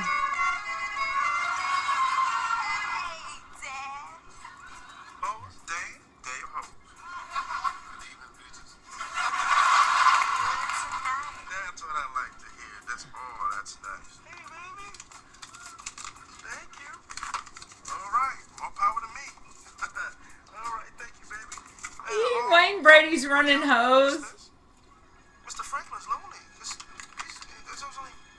Sorry, Daddy. What do we mean sorry? We mean sorry, Daddy. What the hell did you... Is Wayne Brady gonna have to choke a bitch? That's my favorite line. Man, what are y'all's favorite sketch comedy shows? It's just for that one fucking part, man. I love, and I'll say it all the time. I'll be like, is Wayne Brady gonna have to choke a bitch? Yeah. You know, and my favorite sketch show is obviously Saturday Night Live. It's the GOAT, but I grew up as a child. We would tape it on Saturday nights on a VCR, and then we'd watch it the next day after church. Like, that was my family Sunday fun day stuff. And so I've been watching it for so long. But Mad TV and Living Color are some of the GOATs. And then, of course, now Key and Peele. I did love Dave Chappelle. The Chappelle Show was brilliant. But he's kind of gone off the rails. I do not appreciate his trans commentary. And I'm not going to take away his body of work and say that he's not a fantastic artist. But he's just, like, kind of gone too far now. And it's not funny. Like, if you read some of the better articles on the whole trans controversy with him, you'll see that it's just not cool to make it the brunt of the joke when that group of people is already being bullied and marginalized. Like, you're not helping. You're making it okay for more people to think that being trans is a joke. Oh, thank you. Thank you, Encryption. Nice to meet you. Or Inception? I'm sorry. Did I say that wrong? Encryption system. Inception. Tell us how to say it. I'm sorry. Oh, Inception. Welcome so much. I love weird stuff. Like Meg's like, I watch like really. Have y'all watched that Adam Driver musical called Annette? Like, it's so weird and dark, and I can't explain it. It's really messed up. But anyways, it's just, just make one thing very clear. I am not defending Dave Chappelle. Okay, so Encryption, cool, awesome, we got it now. Go ahead. Go ahead, sweetie. I am not defending Dave Chappelle at all, but at the same time, as just a base thing of comedy in general, I see his routine as being all inclusive. Like, he's not just making fun of white people or black people. Like, he's including everybody in the thing, you know. So he's not just like. And I get that argument because it's the same argument they've used for South Park for years. Right. Because South Park has been very, very, very, like, if you look at some old South Park... Nobody is safe. Right. Nobody's safe. And it's because it doesn't want to be like... They want to end the whole stigma of, like, it's not okay to, make jokes about these people, but you can make fun of this people all you want, but you can't make fun of these people. Well, that's because when you're fighting for civil rights acceptance, it's just like if they were making DID jokes and saying, you're like what. But like I said, I'm not defending him, and I completely agree. He went way too fucking far with it. Right. But I could see from his point of view, right, why he thought it was okay to do what he did. Yeah, I agree. But no, he did go too far. Yeah, I agree with you, and like I don't want to take away from his body of work because Chappelle's show was brilliant, and has some of his stand up, and he's always been, but sadly I don't think he's going to be doing a lot more for a while. It's going to have to blow over. Yeah, it's like my mom's favorite skit that he's ever done is the one that is the family of white people. The milkman sketch. That's what we're gonna call that. Yeah, because their last name starts with an N, and he's like, "Oh, I'm here to collect the you know how you N-words are always late with pay and stuff." It's so funny. That is a classic. My favorite one, I don't know why, is the one where he's in court and he was like, I claim the 5th. There are only so many amendments in the Constitution, and my favorite one is 5th. Because he was claiming 5th. Anyways, okay. All right. Omicron update. Because I care about the Omicron in the pandemic. We're all fucked. And then that's the update. Literally, it is like 90,000 cases in Great Britain right now. It's spread all over the world. New York. Oh my God, I remember that so much. What? He divorced his wife. Yeah. It was cutting edge comedy. The Blind at the time. Man was pretty fucking funny. It was. And then, of course, one of my favorite is not even got Chappelle in it, and that's when Charlie Murphy tells the story about them going to Prince's house and playing basketball and eating pancakes. That is my favorite fucking Chappelle. Like, I could look that shit up. Charlie Murphy, Prince, Chappelle show, and you will laugh your ass off. But anyways, it says New York. I hate that goddamn Charlie Murphy. COVID positivity tests have doubled in 3 days. Happy holidays. That's what this fucking says. And then also Arkansas had our first case 2 days ago, and they are saying, and this is the article, I'm going to pull it up from the Washington Post, that Omicron spreading rapidly and could bring a punishing wave as soon as January. And what I'm hearing from Dr. Fauci and others on television, other doctors, is that we're expecting to see a major wave of Omicron in January. And why it's a problem is that it's so communicable, and it'll be on top of Delta and on top of flu season, and it apparently does not have as strong, what are they called? Symptoms. There you go. But one person that we know of has died from it in the UK. I haven't read about other deaths. But right, when you pilot a circumstantial situation. Right. But that just still, that means immunocompromised people are not going to be okay just because it's less than the other ones, because it's so spreadable. It's literally everywhere. There was a story about it spreading across a hallway from one hotel to another. Why is we are fucked seen as a negative thing? I enjoy that. Why is we are fucked seen as a negative thing? We're fucked. I don't have a problem with the terms we are. I say that all the time. We're fucked. Like, is that what you mean? Like the actual saying, or like, do you think it's okay that we? I get it. I'm sorry. I just thought you were like fucking having a stroke typing something out. I don't know. It's not to me. Did anybody say it was? I mean, you're the one that said we're all fucked. Is what he's saying. Oh, yeah. No, I don't see that as well, okay, I see what you're saying. Getting fucked is a good thing, so do we use describe something negative? I meant not that kind of fucked. I meant like doomed. But I like the F word, so it came out that way. Also, I'm not so opposed to population. Okay, I don't want to go there. It's too controversial. Y'all got what I was about to say. It's all good. I'm just waiting for the fucking cart man to be, rolling down the street, ringing the bell. Bring out your dad. I'm not dead yet. All right. No, you're still pretty close to it. I'm actually feeling a lot better. Yes, no, it is. Not. You have potato gems. I don't know what that is, but do I need to order it from Amazon? Because, that's the thing. Okay, so tonight's Micah's "This Shit Is Accurate as Fuck" moment. Are we ready? Thank you for following Encryption System. I appreciate it. So this is a moment I do every night where I'm like, this shit is so fucking accurate. Okay, ready or accurate as fuck? Ready? If something is old as fuck, then it's about 1.2 billion years old because that's when life evolved sexual reproduction. Wow, fuck is old. Okay. However, if something is old as balls, it's only about 65 million years old when placental mammals began to evolve proper testicles. I love biology.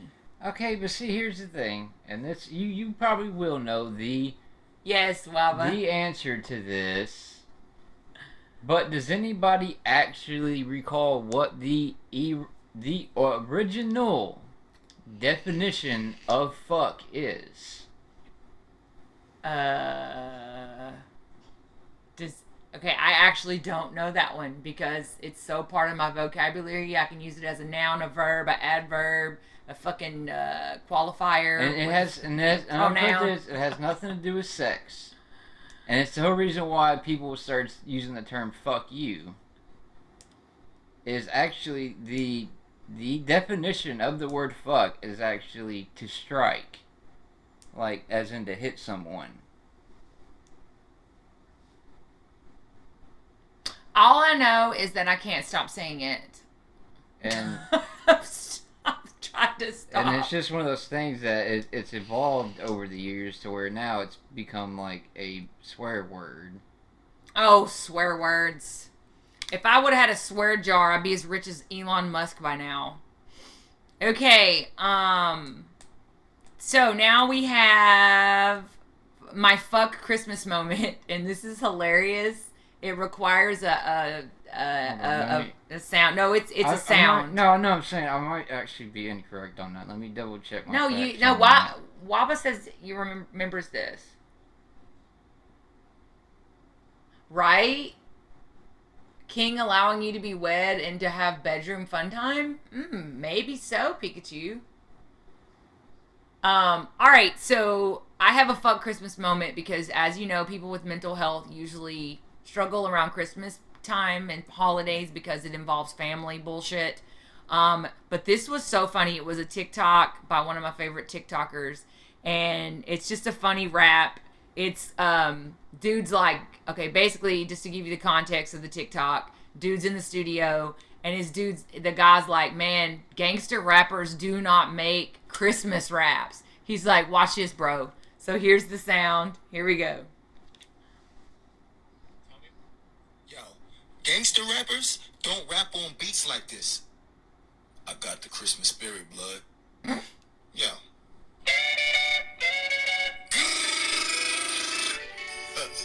Real gangster. Jingle bells, I'm loading shells and selling these rocks. My chopper gon' swing and my chopper gon' ring. Red dot like Rudolph, I aim, you get popped. Drive by on Santa sleigh, squeezing the Glock. Sorry. It's because I hate Christmas that I need to laugh. Yes, we are wild in Encryption. So you know what I'm talking about? The guy that does weird bars. Weird bars. It's like the weird raps, weird bars. Oh no, this is actually correct. One origin story for fuck is that it comes from when sex was outlawed unless it was for Permitted explicitly by the king. Pikachu was right.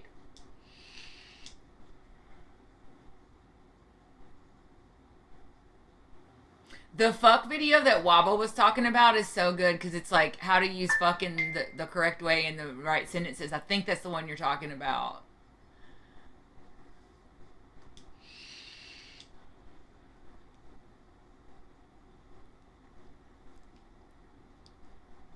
Yeah, send it because I think I know which one you're talking about. Right. Okay, so this is what I was talking about.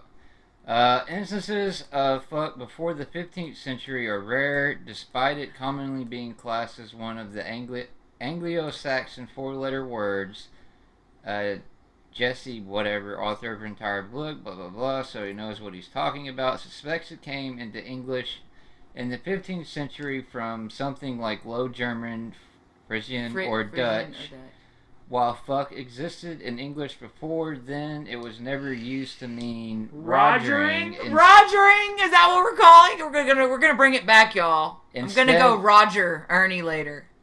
Instead, it was typically meant to strike. Okay, so you were right too, Ernie. Right. Anything that appears earlier is most likely to be used to be the use of fuck to mean to strike. So it didn't become sexual until later. Right. That's very, very interesting. You never know what you're going to learn on Living with DID with the Havoc system and Micah. All right. So now it's time for the DID joke of the day. I guess it's like, I'm going to strike your vagina with my penis. Yes. Please strike it. Okay. Are y'all ready? DID joke of the day. Hold on. You gotta get the soundboard. You ready? Hold on. Almost? You're almost ready? Oh, it's getting there. I'm debating on which one I want to use. If I want to use run or... Nah, we'll go with this one. Okay. DID joke of the day. What Christmas carol do people with DID love the most? Dun, dun, dun, dun, dun, dun, dun, dun, dun. You ready? Do you hear what I hear?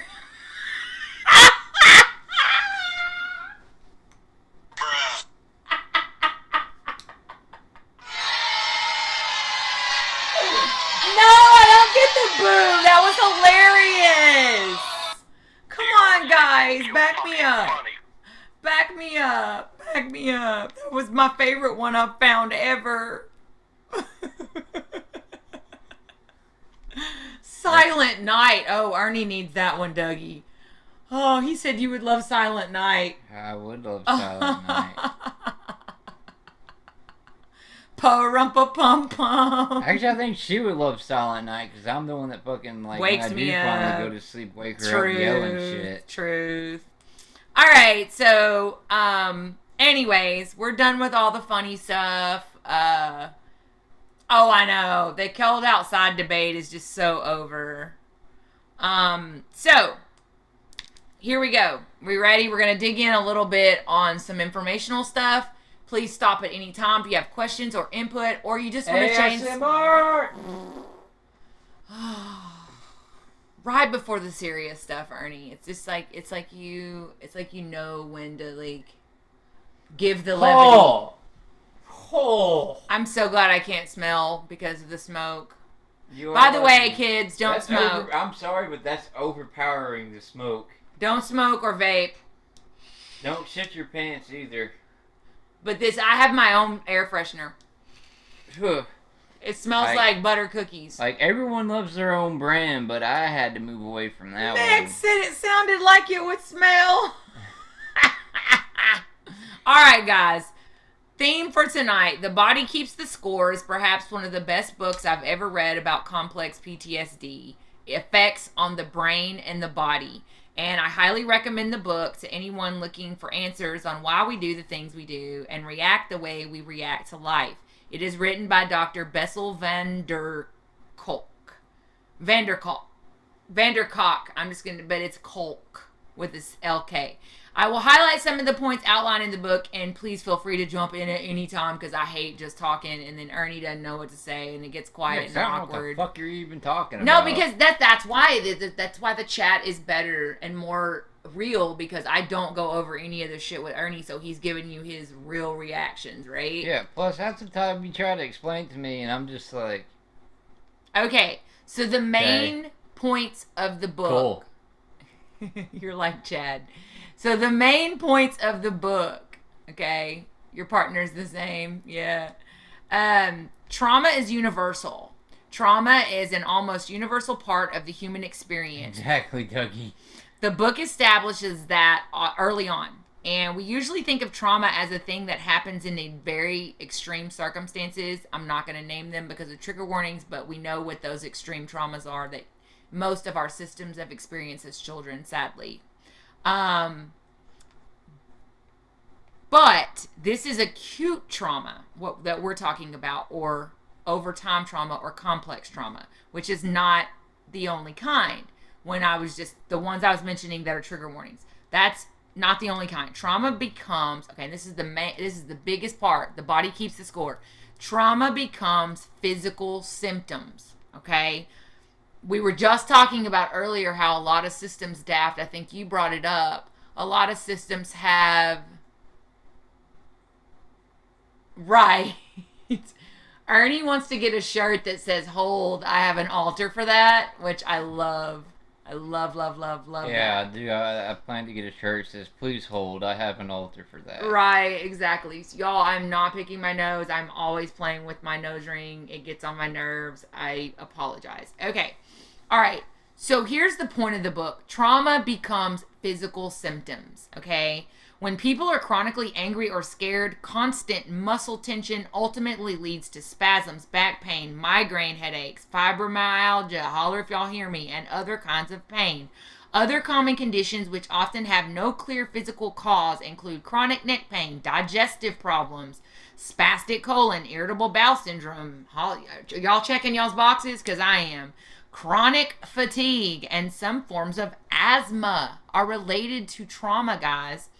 And traumatized children have 50 times the rate of asthma as their non-traumatized peers. That is unbelievably interesting to me, scientifically. Other common physical side effects of trauma. Complex pressure is repetitive traumatic experiences, not just one trauma. That is correct. So, like, for example, we were talking about Pete Davidson. I don't want to bring up the thing, but his thing that happened to him with his father is one thing, which can cause PTSD. But complex PTSD is everything piling up over time, over and over again, right?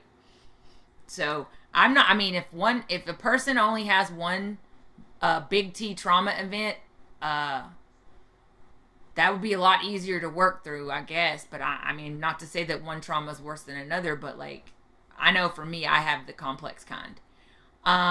So other physical side effects of trauma: difficulties with focusing and memory. Ernie, tell them how bad I am with my memory. You have the memory of a fucking goldfish. A memory of a goldfish? What's that? Because a goldfish can only remember 30 seconds at a time. So apparently I tell Ernie stories over and over again. And sometimes he'll tell me, I've heard this. Or whatever. And it's because, and I'm going to get into it, but it's the hypervigilance, the fight or flight mode that you're in when you have complex PTSD. And I think Encryption's talking really well about it there. I will oftentimes look for danger in places where it might not be when my body's trauma is triggered, but I cannot connect the experience, if that makes sense. Yes. So me and Ernie are very triggered by Walmart, and it's not a joke. Like, I don't know what it is about Walmart particularly, but we both are like, we gotta get the fuck out. We gotta get the fuck out of here. We gotta. Well, that's just mostly my anxiety. Right, but the body is in hypervigilant state. So that's what we have to focus on here. The body keeps the score, the physical body. Oh boy. So we're talking about fight or flight. Oh, what? Boy. Oh, Cut boy. yourself? Nope. Oh boy. Oh, okay. Well, that's fine because I got lots to talk about. Y'all keep talking. Daft Woolly, I gave my daughter non-alcoholic wine and she really thought she was drunk. I'll be in the chat. Okay, I mean, the best evidence that the mind can influence the body in fascinating ways is the placebo effect. Absolutely. Abso-freaking-lutely. But what the body keeps the score really talks about is that we literally have, because I suffer from CPTSD, we really have physical brain chemical changes, and then our body reacts to the nervous system. This is the best way I can explain it. When the nervous system gets fried, overloaded, whatever, our body is affected, okay? And it's like being in a constant state of fear.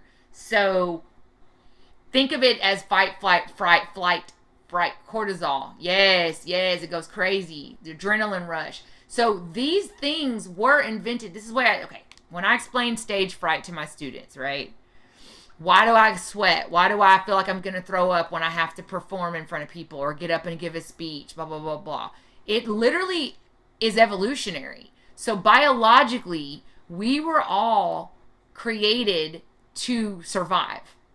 So when we go into fight, flight, freeze, or fawn, which fawn I'm not really a big fan of, but it is a response, and I'm not going to knock that because it is scientific. But when we have those responses, it's because we feel like our body we are in danger and we need to survive. So we have these survival responses. So it was created to run after saber-toothed tigers or whatever the fuck we were fighting off back in the day and survive. Okay, so it's the body's way to survive life-threatening situations. So what happens is when you have complex trauma dumped on you, your body stays in that hypervigilant cortisol, adrenaline, all of that state, and it begins to affect you physically, right? So we have memory loss. We have, it just the line. Yeah, stream elements. We don't want to. All right. I usually say PTSD since people know what it means. So I have started Daft. I used to say PTSD too, but I have started to consciously bring complex PTSD into conversation because we need to fucking normalize that shit. Like, when I say I have PTSD, people that don't understand mental health or judgmental people or whatever you want to call it, people that are not informed or are judgmental, they literally think, oh, you got spanked as a child or something. They think like it's nothing. Complex PTSD is repeated trauma over time. And like, I think we need to like really we need to normalize that shit.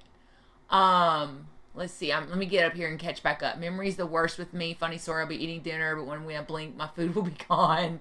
It's annoying, at least we know we usually does that. Yes. Stress begets more stress chronically. Yes. Enjoying the we don't need stream elements. Thank you. Okay. Yeah, in my case, it is CPTSD too, but I usually say blah, Daft, Woolly, same. Shh.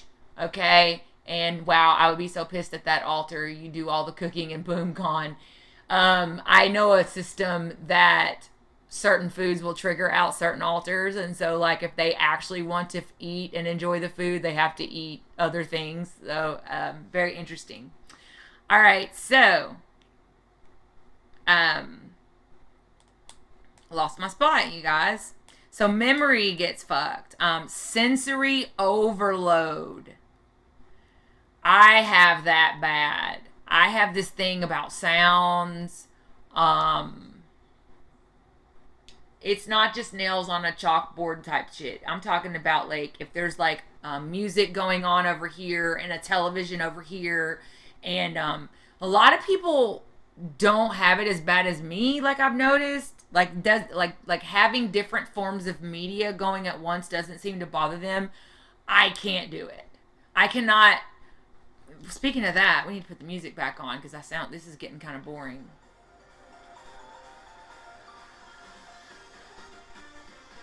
Now it sounds more professional. Okay, but anyways, yeah, she made potato gems. She told us.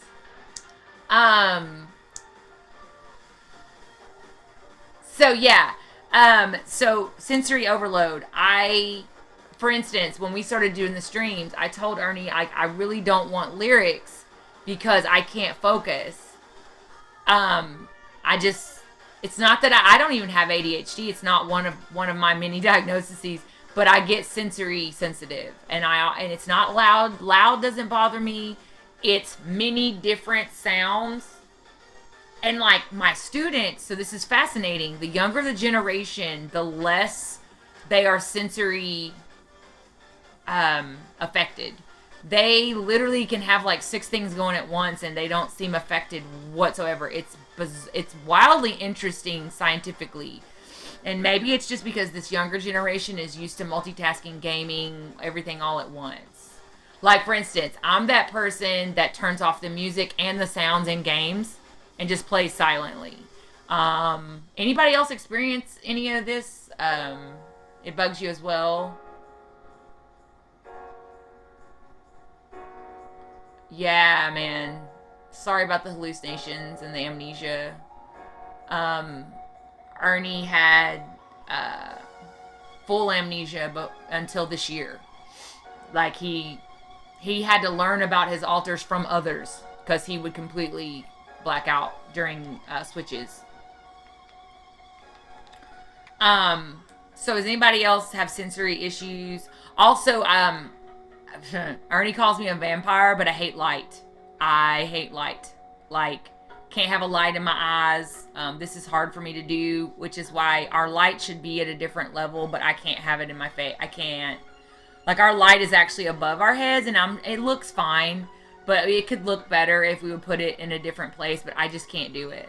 Like, I can't have light in my eyes. And my entire house has blackout blinds and curtains. I don't open windows. I do not like light. It's basically like I want to be in a cave. A cold cave on top of that. So, yes. Beeps and the talking. Yes, yes. Nice. You know, I haven't ever tried that, Megs. But then again, it just triggers anxiety and panics and things like that for me, which is not as debilitating as triggering a switch or dissociation. So I can see why that would be really helpful, and that's a really good tip. Smell sensitive? Yes. One time my roommate, we were cooking. He worked night shift, so he slept during the day. And my ex and I were cooking breakfast, and we cooked bacon, and yeah, Ernie doesn't like to be around crowds, but most of us don't. Like, when I was younger, I don't know where this developed, because when I was younger, like my 20s, I could go to concerts, I could be right up next to people. I love New York City, where you're literally walking through people like this, but I've gotten to the point where I just can't do it either. I'm with Ernie. We're going to wait like 3 weeks and go see Spider-Man when everybody's cleared out of those theaters. You know, it just is what it is. Yeah, people suck. So, Pikachu, you feel me on that, bro? So, Pika, I don't open window. Like, people think that's weird. They're like, aren't you unhappy? No, I'm comfortable. I'm so comfy right now in this darkness. You know, I keep lamps on and stuff like that, and like ambient lighting. I just don't like lights in my eyes, and I don't like sunlight at all. Anyways, I go to the beach, though. Like, it's not like I hate the sun. I don't want it in my house. I can't explain it. Does anybody else know what I'm talking about? I feel kind of dumb. Especially for sleep. I have to have complete blackout, because if it gets light in my bedroom, I will wake up. Nice. Yes. Aw, Ernie. That's not true. Because look at all your friends you have that you've met from all over the world. They don't want to hurt you.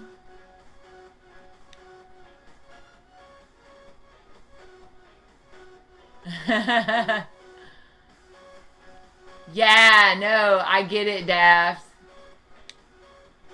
So yes, I only like booths, because I feel like I'm in an enclosed space that I have privacy at restaurants. If I'm out in the middle of the floor, I like literally am like, gotta get me out of here. And I hate that. I hate to be that person that's like, a booth please, you know? But like, it really is an anxiety thing. So, difficulty sleeping and relaxing. I think we all have that. I know, Ernie. I know.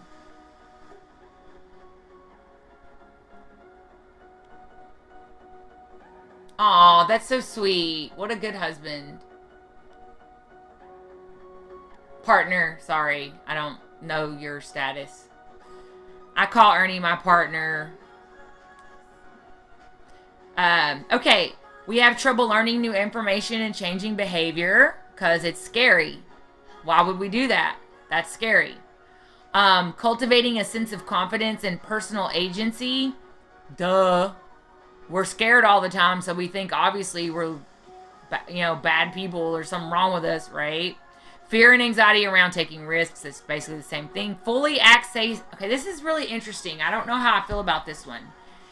It says because of our trauma and because of this brain chemistry, physical reaction of our body, that we have trouble fully accessing imagination and creativity. And the only thing I can think of is that we either scare ourselves that we're going to fail at it, or maybe we can't focus on it or stick to it. Does anybody know what that one means? We have trouble fully accessing imagination and creativity. Anybody have? Trying to relax is stressful in itself. Yes. Encryption, preach. Say it louder for the people in the back. The first point that maybe we're stressed we're going to fail at a creative project or endeavor.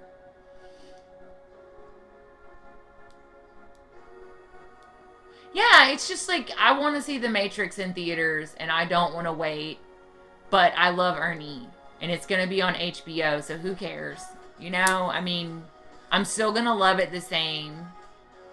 I just really want to see it on the big screen. I'm a Matrix-obsessed person. Like, my next tattoo is Matrix related. I'm going to do the white bunny, the white rabbit, and the red and blue pill, and anyways. Okay, self-doubt and perfectionism. So we either have, I can't do shit, I'm gonna do everything perfect. Does anybody? Yeah, I'm scared about this. Or what Ernie just said.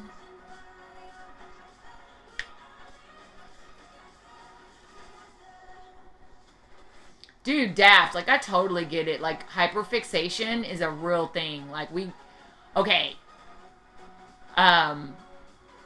This is going to be this, Ernie's legs keep, going out. I am a little concerned about it. Like, he just loses legs.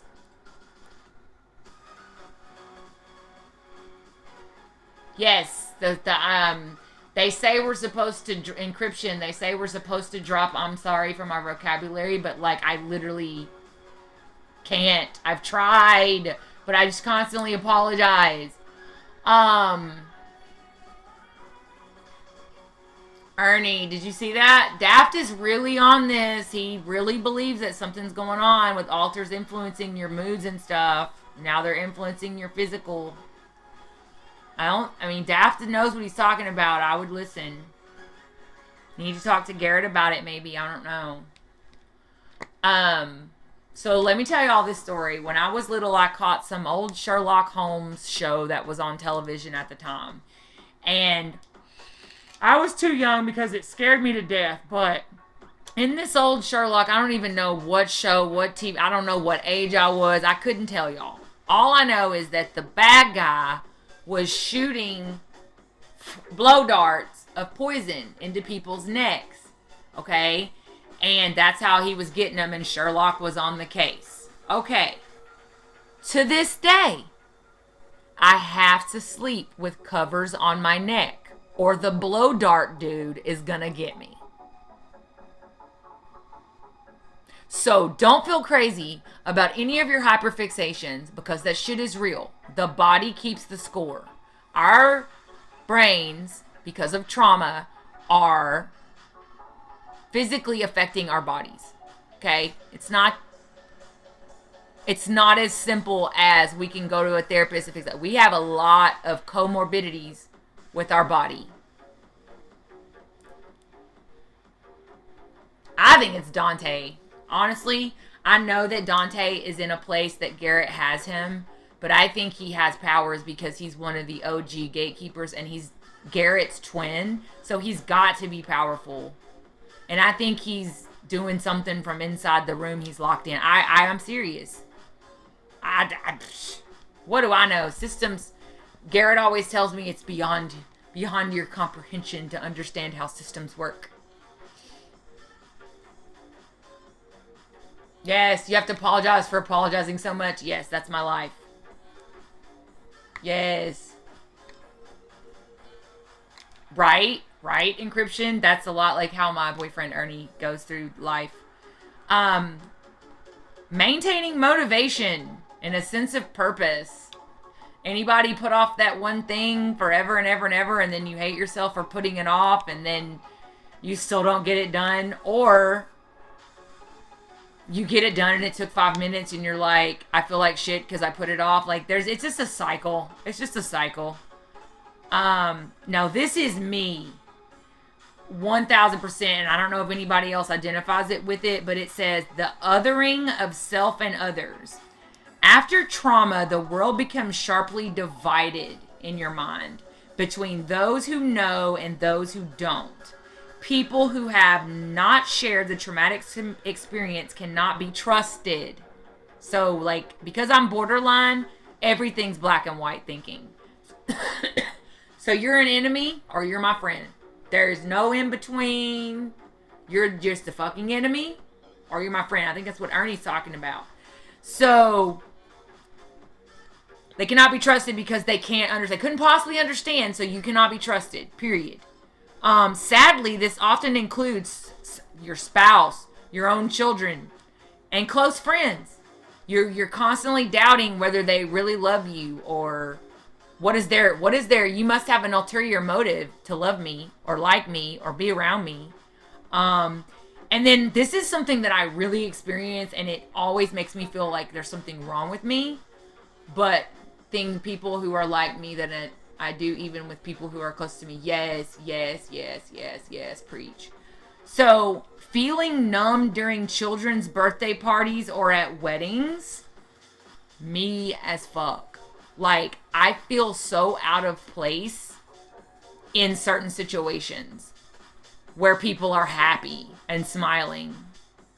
And I am like, I get, like, why are y'all not having a deep existential crisis situation conversation? Why are we not talking about how Donald Trump's ruining the world or whatever? I ruined my grandmother's 90th birthday because I had a psychotic break and I started screaming about how no one gives a shit that Trump's gonna blow up the world. And, like, literally, it was like I could not stop myself. And I just have thought there's something, like, I must be a monster, that why can't I be around, like, okay, this is what I think. I'm so fucking serious. Like, I'm so serious and intense, and, like, I hate that about myself. I'm also funny. I have a great sense of humor, and I'm funny, and all that shit. But I also am really serious, so when I get in groups of people that are just, like, talking about bullshit, like, look at those birds over in the tree, I get angry. I get so angry, because I'm like, birds in the fucking tree, bro. Like, the climate. Like, you know, and I'm being really honest because this shit makes my family, and people that love me, they can't stand it about me, or they do accept it and love me for it. But it's like, it doesn't win me any friends because they're like, God, Micah, just relax. And I'm like, relax? The world's on fire, God damn it. You know, I can't talk about frivolous shit. You know, and there's a reason that in BPD, which I learned in MPT, your brain is wired to not be able to see a big picture. So if someone said something that didn't seem friendly to the BPD brain, we'll take it personally instead of looking at the big picture and seeing that maybe they had a rough day and what they said was projected from that Yes.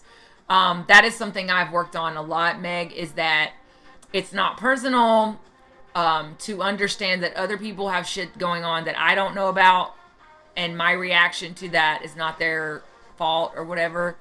But what I'm talking about is I literally do not feel comfortable in frivolous conversations. So I don't know how to socialize in, like, let's say family or groups that are brought together that aren't like a core group of people that you're normally around. So when it's randos that are thrown together at like a dinner or a party or something like that, my anxiety goes through the roof, and I literally feel like the world is full of dumb people. I don't know how else to explain this.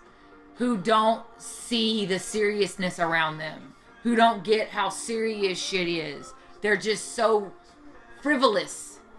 And I get angry and I hold all that rage, and then I just fly. And I'm like, I'm out. I sneak out the back door and I'm out.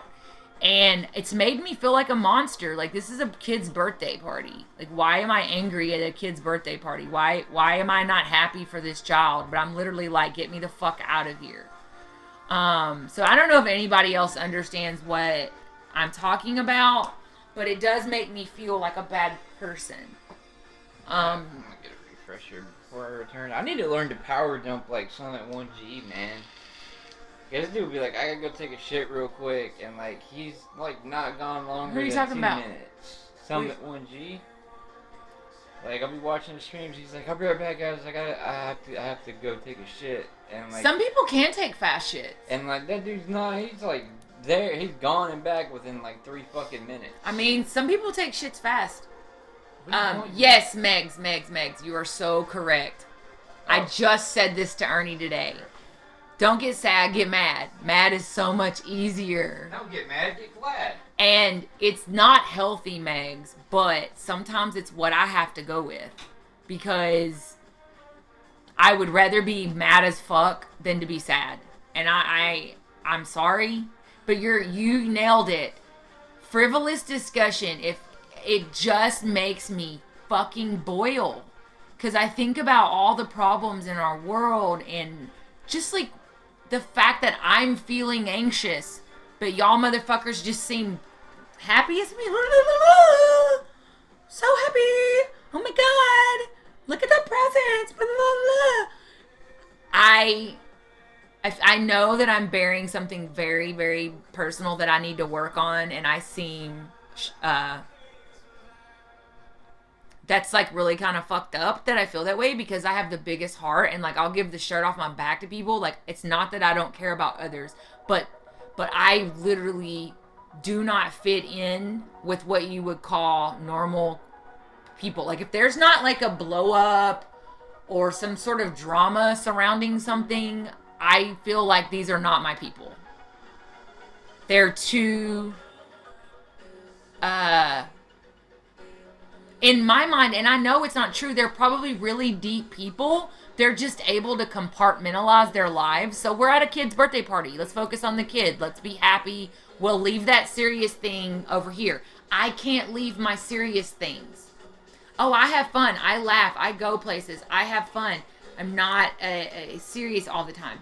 But like when I'm around others, I guess I'm jealous that they can just turn shit off. And I know it's my BPD, and I know I need to work on it.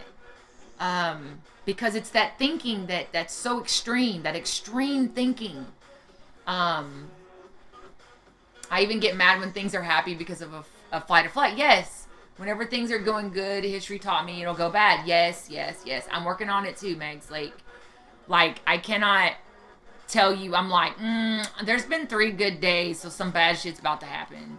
So your emotion about a situation could be sensory related as well, like too much. Yes. So that doesn't help the stimulation, especially if it's a kid's birthday party specifically, because there's lots of kids running around making noises. Yes. Right. Yes. So I am the one that the family has to give a conversation to, Now, Micah, could you please not such and such when you come to Christmas? Because so-and-so's going to be there. Can you not talk about politics? Can you not? My fight or flight, Dragonfire, is to just barrel through everybody's fucking time and make it about me. And I know all this, and yet I can't. So what I've done in later years to fix it is to avoid, is to not go. And then I don't have friends, then I don't have family time. So if anybody has the answer to this one, because it's definitely my personal hell that I have to. Sorry to interrupt. No, you're fine. Come on, baby. I've been talking for too long. I was laughing about the Saturday Night Live skit they got going on right there because Paul Rudd's hosting for like the 5th time. Yeah. So he's getting like the 5-timer jacket, and it's Tina Fey and Tom Hanks out there with him, and Tom Hanks was like, "I saw that you were recently listed as the sexiest man alive." Whatever. He's like, no. He's like, I'm pretty sure they meant sexist. Oh no. Yeah. So Megs, I'm the friend you can't put on speakerphone. I'm the friend. You really can't. I'm the friend that you literally, like you said, you have to give a warning to. Like, she's a lot. Just, she's the sweetest thing. She also, just fair warning, if you ever talk on the phone with her and she's in her car, everybody will hear you. Everyone in the neighborhood can fucking hear you because her fucking phone, her speakers are so fucking loud in her car. And I know the people at McDonald's are so tired of hearing my personal life. But I think Dragonfire nailed it. Megs nailed it. I think that has to do with cycle of abuse. We're used to things being good. It's just the calm before the storm, and that scares the fuck out. Absolutely daft. Y'all are nailing it. So y'all are catching. Y'all really understand the topic tonight, and this feedback is amazing. And I'm sorry that I went into like my own personal, but that would be my biggest issue. Is why do I feel so out of place when people are happy? And the way that I understand it is it's not that they're happy or not worried about the serious things in life. It's that they're compartmentalized in that moment, which is something I can't do. I just cannot separate my feelings. I cannot be a different person everywhere I go. I feel like a fraudulence. Ernie can back me up on this. Lying, fraudulent acting, like, that's why they make fun of me and say I'm not done till I'm done. Because if I'm still mad, I'm going to keep going. If I'm still sad, I'm going to keep crying, like, until I'm done. I can't be fraudulent. It makes me angry. And for some reason, I resent people who can be what I call fraudulent, because you're putting on a good face and you're compartmentalizing the bad and leaving it out for this good thing. And that's great. I don't want a child to be harmed at their birthday party, okay? I'm not mad at the child's birthday, right? I'm mad at, like, how people do that. If you could please pass that along, maybe I could sleep or quit taking benzos or, you know, not be scared of Walmart. If you could teach me how to realize that doesn't mean they don't care about serious things. They just know how to compartmentalize. If anybody can teach me these things, I would be cured. Because wouldn't you say that's probably my biggest fault? I mean, sure. I mean, it's...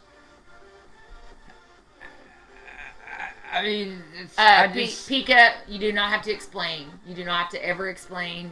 We're just glad you're stopping by whenever you do. And I'm sorry if I triggered anyone by being honest about that stuff. So sorry. May I just be... We're just so glad you're here whenever you want to be. Time during Thank you. A visit where you release whatever's on your mind, and then you have... Oh, that's good. It's a good idea. It's not that, like, I just compartmentalize things. It's just, I just don't hang on to things. Like, you know, if it's something that's made me angry, like, I don't bother letting that anger continue to fester. I let it, like I've said, like, I used to get, my nickname used to be Ducky because I just let things roll off of me like water on a duck's feathers.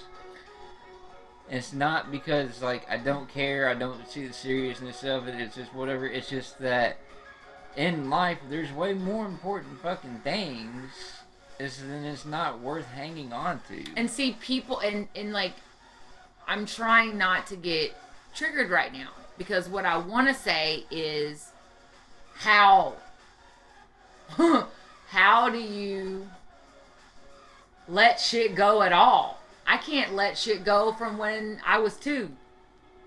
Like, I mean, honestly, I can't explain to you how to let it go. I just do. I just remind myself that, yeah, this is a fucked up thing, but, you know, it's not, is it really worth my energy to stay mad over? oh, I know. I understand spoon theory. I understand that it is draining me and killing my body to hold so much intensity inside all the time. That's why I love Ernie, because he's such a good balance. He's so chill that it's true. When I curl up next to him, I will actually sleep. But left to my own devices,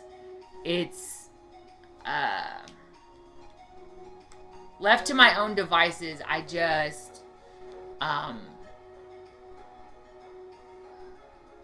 rage. But then I feel guilty.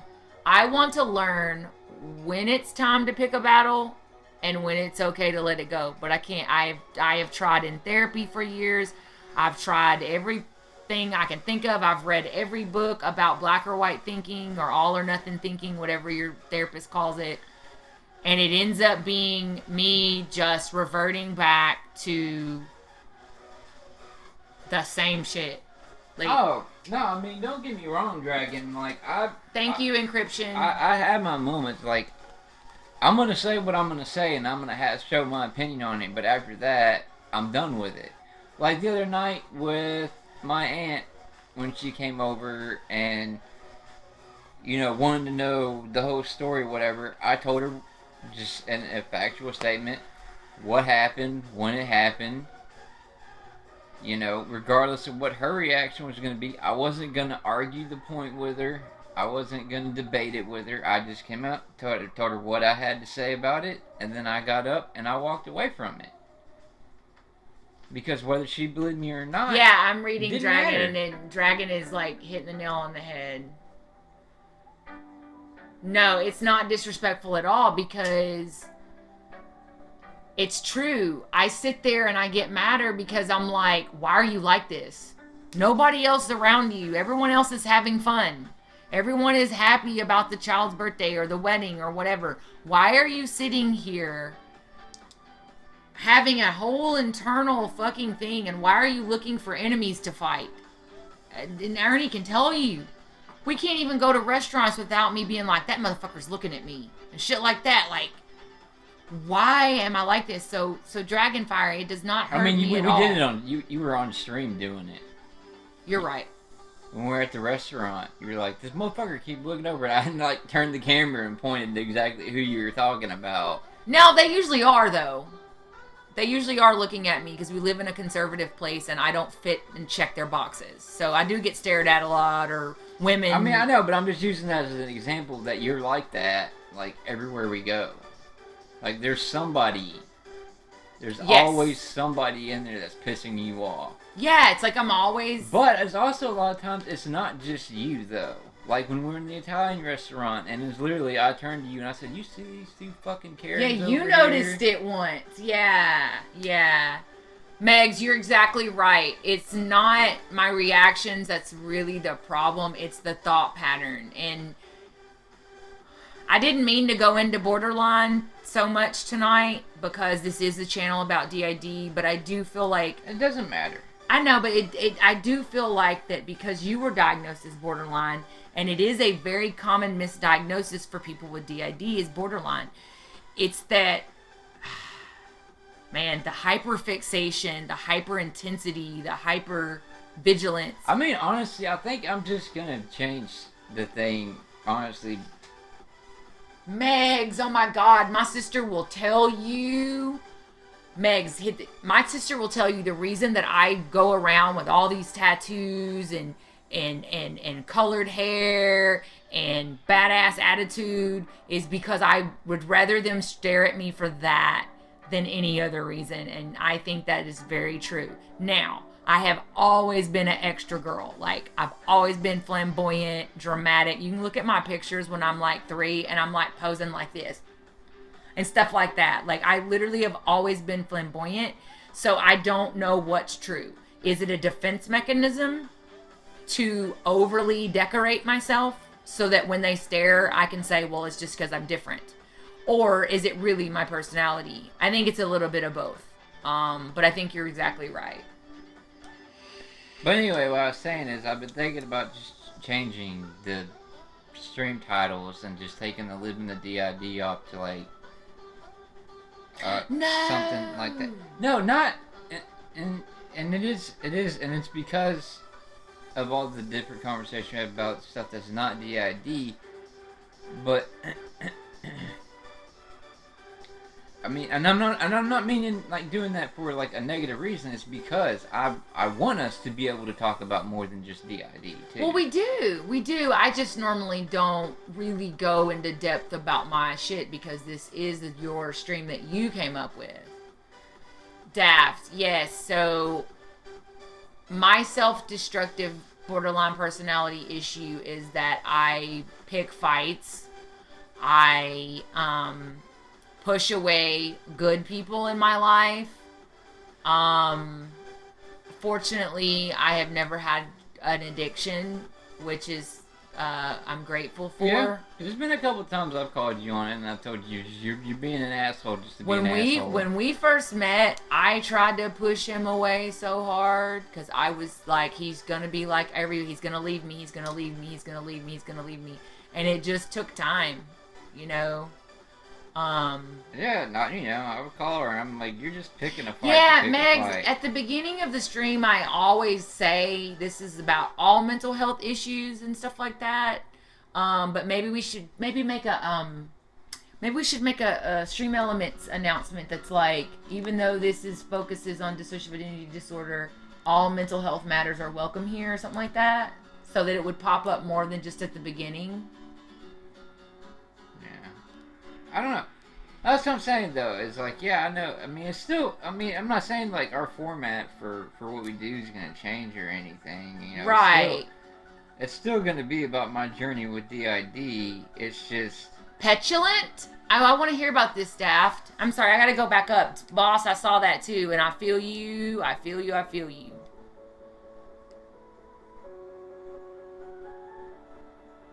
Yes, Megs, yes, the absolute desire to help everyone because that gives you that worth. Yes. I feel you. You can ask Ernie. He's like, dude, you need to take care of your fucking self and quit worrying about such and such or whatever. Yeah. Okay, Daft, well, typical signs of that type are irritability and impatience, stubbornness and defiance, passive aggressiveness, and severe mood swings. Well, I now know that I am petulant borderline because that is definitely me.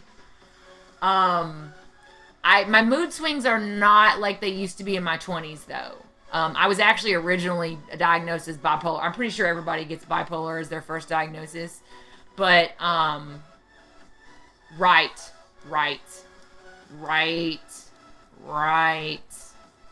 So I did some self-harming a little. Sorry, we should have did a trigger warning on that. Did some SH in earlier years. But I don't. I'm not gonna lie. Sometimes I do it to stop the emotional pain for a second. And I'm not saying this to be a dickhead. He doesn't think I'm a real. What? I don't know what you're about to say. No. I'm not saying this is a dickhead. I just don't get the point of even bothering to do abbreviations because trigger warning or not, you know what the fuck SH means. So yeah, but it's not as. Plus, it might trigger an alter if they're not halfway paying attention and you use the abbreviation. I don't know. It's just one thing I don't understand, because if you already know what the abbreviation means, then... Right. It's just basically the same thing as saying it to me. Oh, gosh. Yeah, Dragonfire. So I've, Daft, I don't know if this is part of the petulant. I'm going to look that up, though. But, extreme fear of abandonment. Ernie, back me up on this. Yeah. Like, how long are you going to be gone? What are you going to be doing? Tomorrow I have to be gone from the house. I'm freaking out. 3 or 4 hours?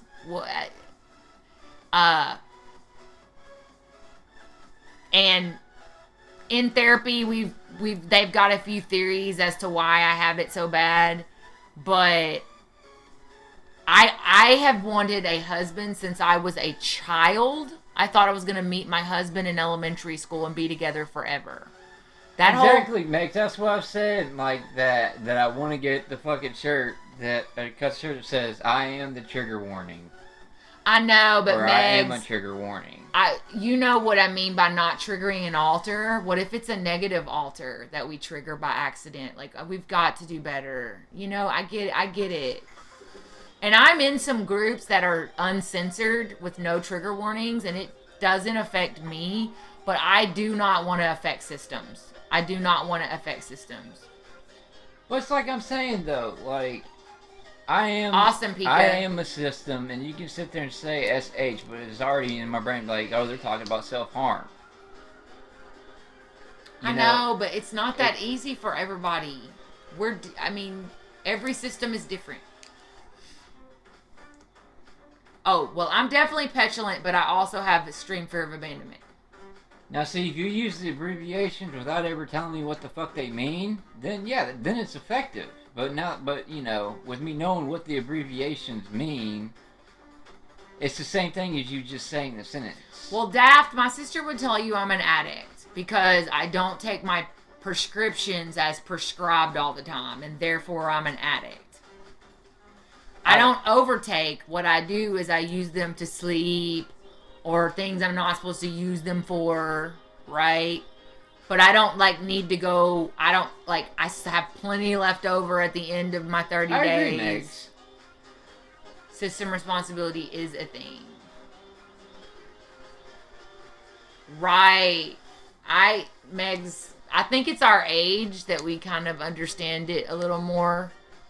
But these younger folks, and I love teenagers, as y'all know, I'm a teacher, they are very sensitive to triggers. Well, because here's the thing. It's a different generation. It's just different.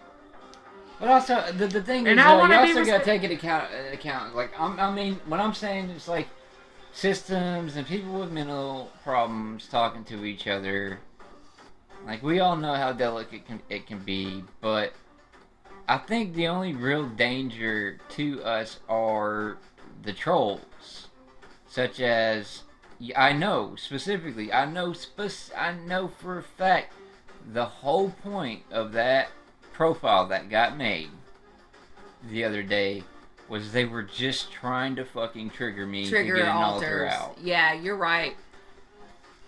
So Dragonfire suggests we do a bot that says the stream may be triggering. Watch at your own responsibility. You can't expect yourself to remember every individual system and alters triggers. You're right, because we had 30 people in here last night, and I couldn't even remember pronouns, and I don't want to hurt anyone. I don't.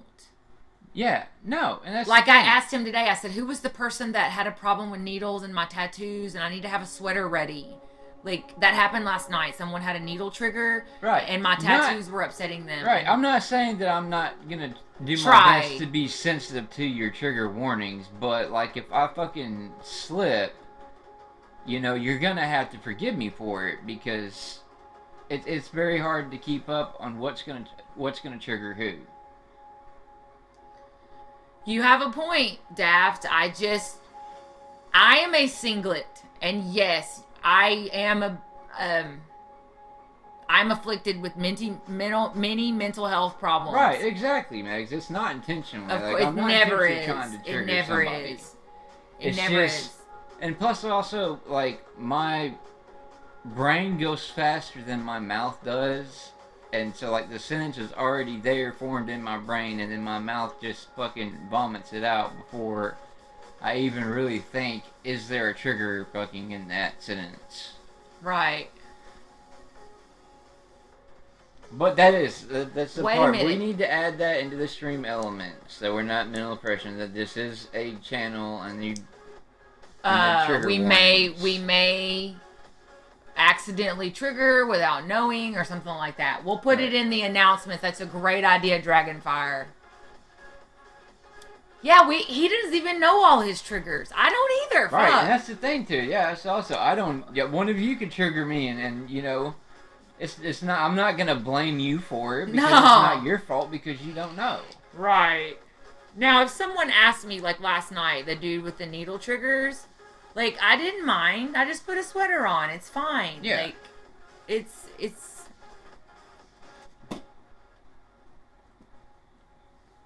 Yeah, and it's not going to hurt my feelings if they have to step out or something. Like, sometimes we really... I mean, like, we try to be informative. That's why I make these outlines and talk about... I try to come up with really relevant topics because not only will it might unlock something inside of us where we can help each other or help ourselves, it's informing people that don't understand mental health. If they have not gone through it, they're like, oh, that's very interesting. I now understand that person in my life more because of something they said, you know? Anyways. So then we have flashback and projection. Projections where we project our bullshit onto other people, or they project their bullshit onto us, and flashbacks. You never know when flashbacks are going to strike. That though they suck. I was driving one time, had to pull over. Sucks. Panic attacks, and then of course dissociation, which, bringing it full circle to DID. These are the physical things that happen to the brain because of trauma. So the author of The Body Keeps the Score offers these solutions. The main point of the book is per neuroscientific studies, and I'm putting big stars by this. Listen to this. Trauma results in a fundamental reorganization of the way the mind and body manage perceptions, plunging people into a perceived world full of risks and threats, which everybody already said 30 minutes ago. We perceive threats when there's probably not any, but we're in a state of fight, flight, or freeze due to complex PTSD. Fight or flight. What did I say? Fight, flight, or freeze, or fawn is the new one. I just heard fight or freeze. Fight, flight, or freeze, or fawn is the new one. That's where you cope by fawning over and taking care of others. You do that constantly. Yeah, well, because I feel like the only way to be worthy is to be kind. And I don't know. But anyways, but the book presents 3 pathways by which we can use the brain's natural neuroplasticity to undo effects of trauma. They call it top down. That's talking, reconnecting with others, and allowing ourselves to know and understand what is going on within inside of us while processing memories of trauma, which we all know that's the hardest part. 2, medications. Bullshit. Medications that shut down inappropriate alarm reactions. Oh, so basically my anxiety. PTSD fucking medication that shuts off my fight or flight. Yes. Or by utilizing other technologies that change the way the brain organizes information. That would be your EMDR, your brain spotting. The newer things they're coming up with. But basically, they're basically saying that trauma causes the amygdala to the amygdala is the part of the feelings and all that, to over energize, and the rest of the brain to not do shit. It's just like, fuck it, I can't go past the amygdala. I'm stuck in amygdala, right? And then the bottom up way to help yourself is by allowing the body to have experiences that deeply and viscerally, I love that word, contradict the helplessness, rage, or collapse that result from trauma. Example, letting go of shame. Man, that one seems kind of hard. Don't want to really go through that. But it says letting the body deeply experience memories, I'm assuming. And then realize that it's not scary. So, this is how they treat phobias, I think. By, like, making you hang around a spider. So, like, this dude's saying, like, literally actually experience your trauma and get through it. So anyways, that's all I had because it's a whole entire book and I did not want to talk all night on the book. I feel like everyone really related, and if you do want to read the book, it's called The Body Keeps the Score. And it's a very well-known book, and it's assigned in therapy a lot to people with trauma. I was sure you would have got assigned to me. Oh, I love this book that you're about to bring out.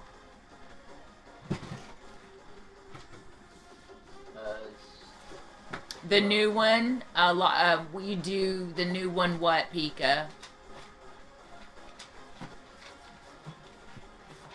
I know I didn't understand it, Jordan. Oh. Look, I had a bag of M&Ms in here this whole time. Aw, Jordan, you're like the total catch. And you know what? If they love you, they'll be patient, because Ernie was patient with me when I was pushing him away. When I went to Rivendell and did outpatient therapy with Dr. Street, he gave me a practical guide to the... this is the best book ever. Freedom. The 4 Elements. Which is... What? No, it's called the 4 Agreements. 4 Agreements, sorry. I didn't mean element. I was thinking of, and what's that movie? Fifth Element. The 4 Agreements. He gave me The Power of Now, a guide to spiritual enlightenment. The 4 Agreements is a quick read, and this motherfucker right here will change your life. It's about mindfulness. You didn't find it helpful? No. Well, for me, when I have like thought patterns that need to be adjusted, it's for me. Maybe not DID, but it's for me. Yeah, I guess, yeah. Because then... with people with other problems, sure, like maybe like anxiety or whatever. I mean, but it really did, I've read both these books a few times, and they've not really done a fucking thing to help me. Okay, so immersion therapy, is it scary? Is it hard? Is it helping? Oh, you said it's helping a lot. Sorry. So, yeah, this is the original. Like, it got upgraded to being, like, all digital, but when I streamed on Mixer, that was my logo. Yeah, one of his altars is also his gamer's tag. He named himself after himself after my gamer tag. We thought that was really interesting when we met him. Oh, his name's on my shirt. Well, actually, because my gamer tag is Xanderos, so he just kind of derived off of it. Derived of it, yeah.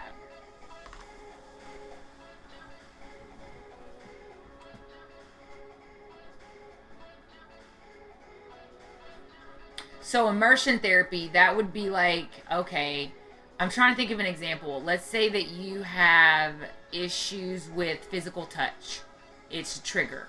So you get with a safe person and you basically practice slowly and safely with someone physical touch. Is that an example of immersion therapy?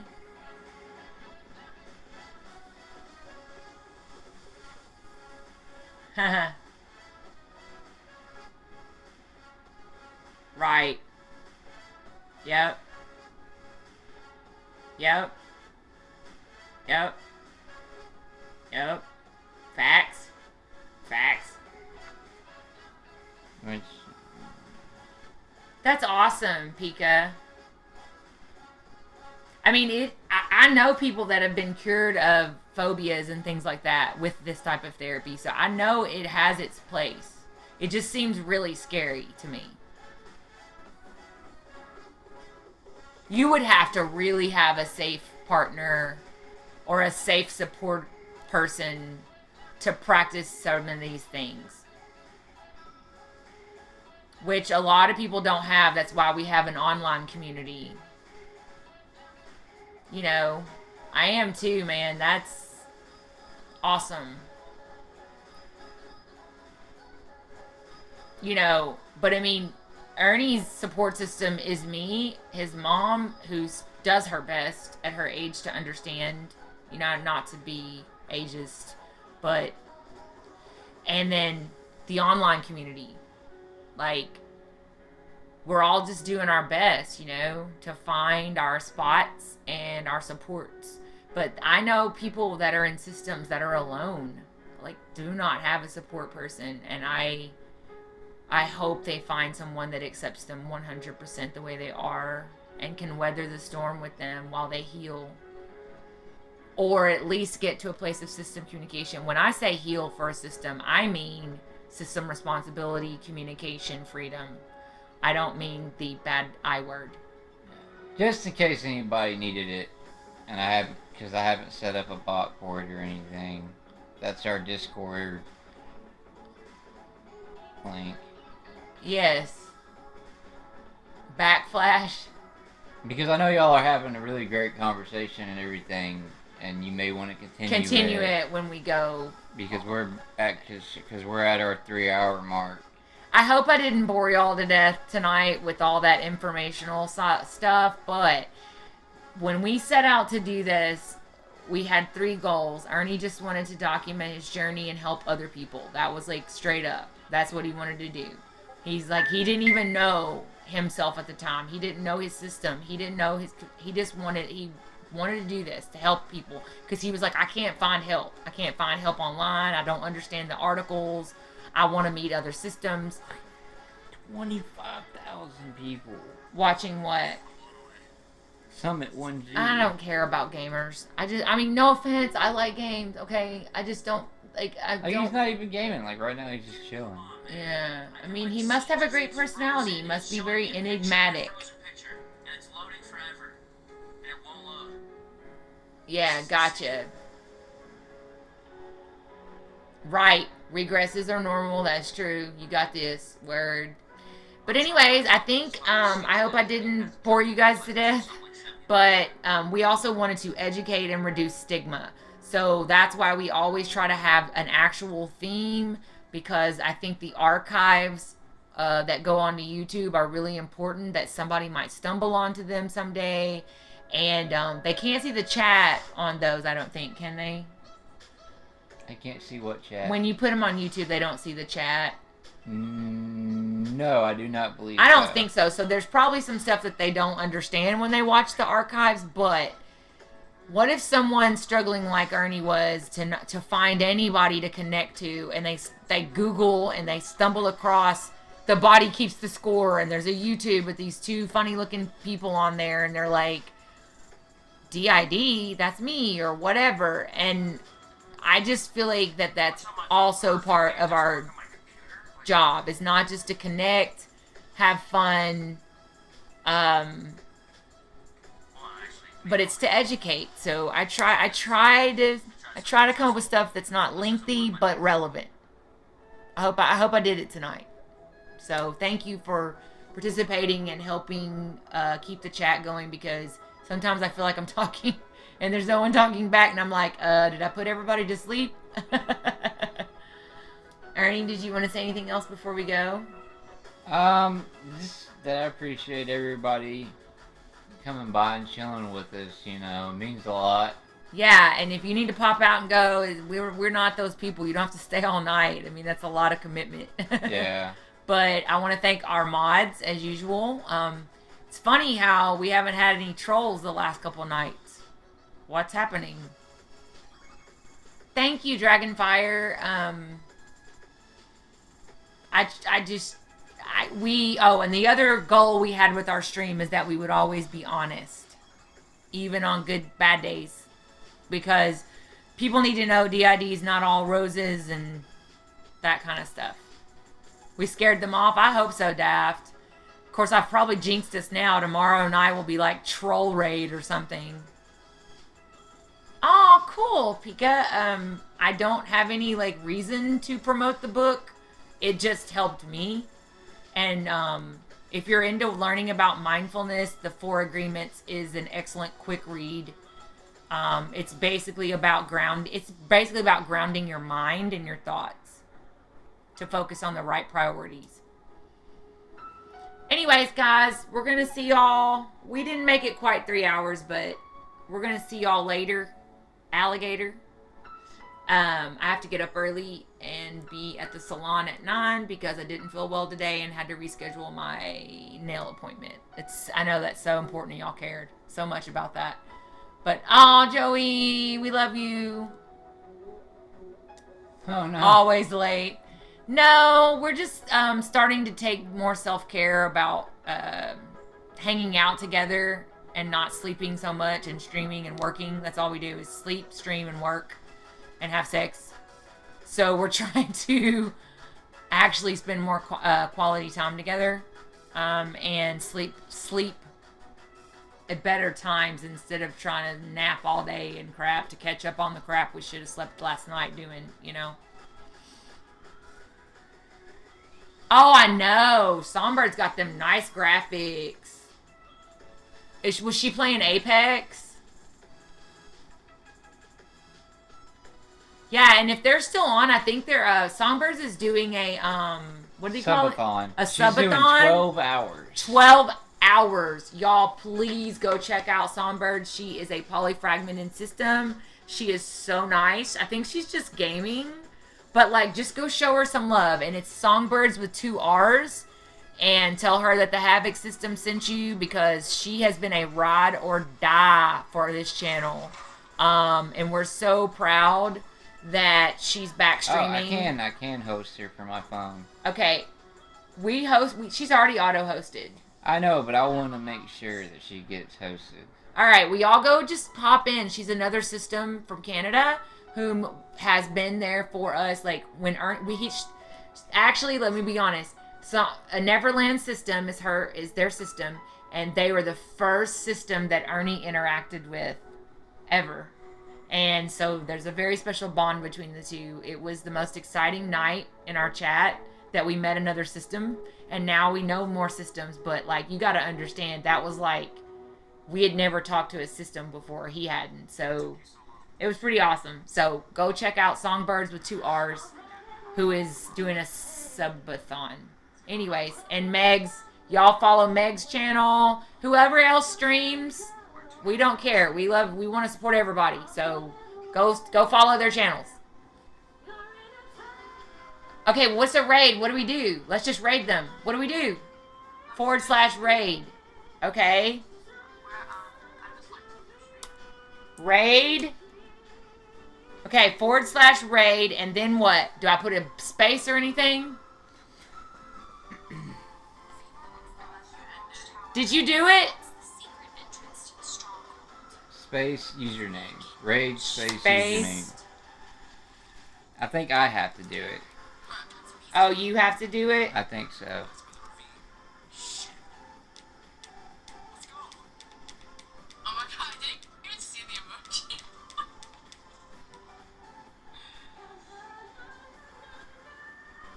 Okay, Ernie has to do it. Come on, Ernie. Do I do it in her channel or mine?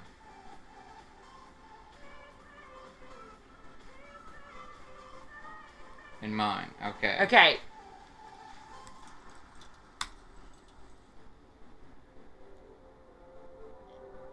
Hold on. This is gonna be awesome. I'm excited. My channel. And then we'll probably just end the stream after that. So we love you guys. But please actually participate in the raid. You don't have to stick around, but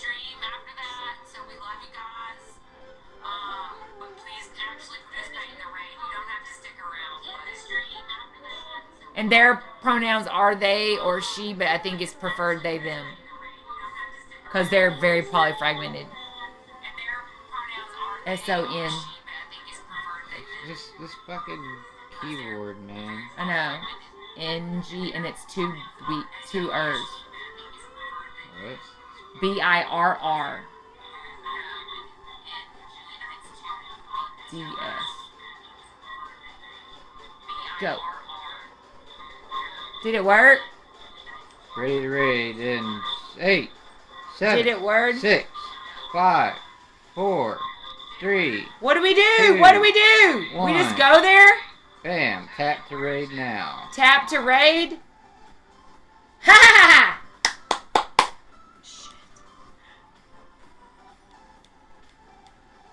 Oh.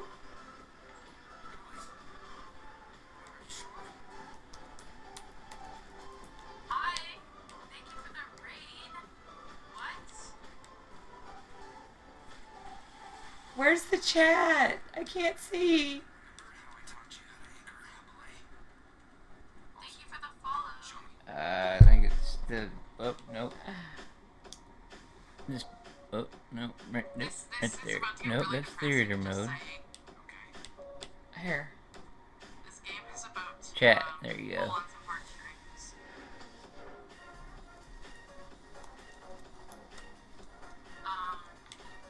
Wow, Dougie just subscribed. No way. Is there a raid button? Dougie, thank you for the sub. What do you mean? We're already raiding. I know, but I wanted to put like a raid chat. Not that you guys are depressing. This game is like the next scene is very traumatic.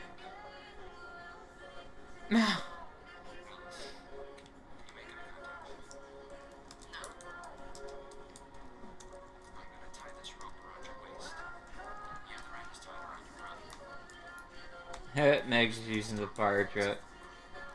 That's hilarious.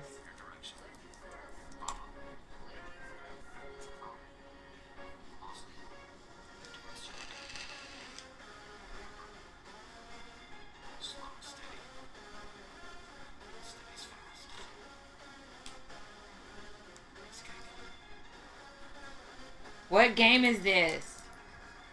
We're still Life streaming. is Strange. This kid.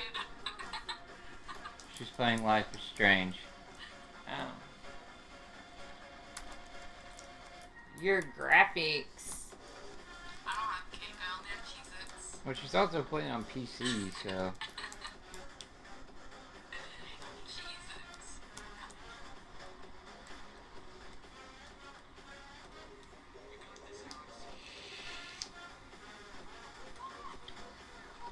Well, yeah, she got a brand new PC, so. I know. I'm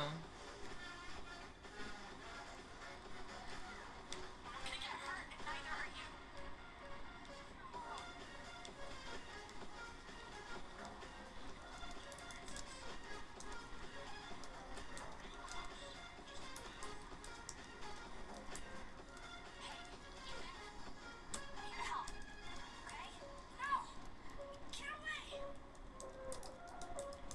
Is this a game? Yeah. What's she about to do? Mm.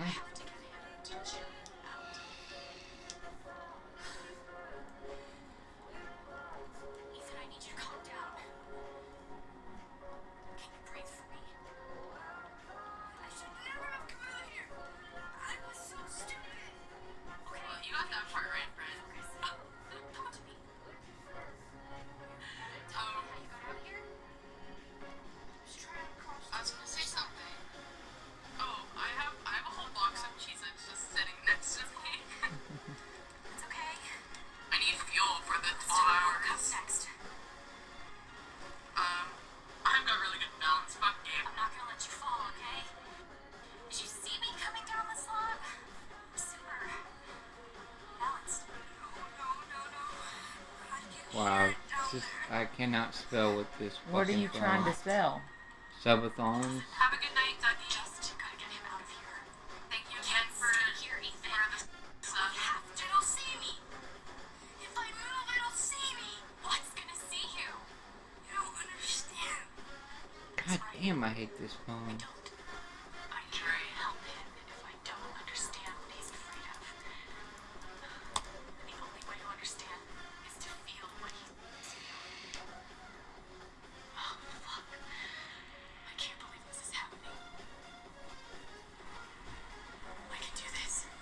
Do we need to end our stream? Bye, y'all. We're raiding our friend's channel and we just kept streaming.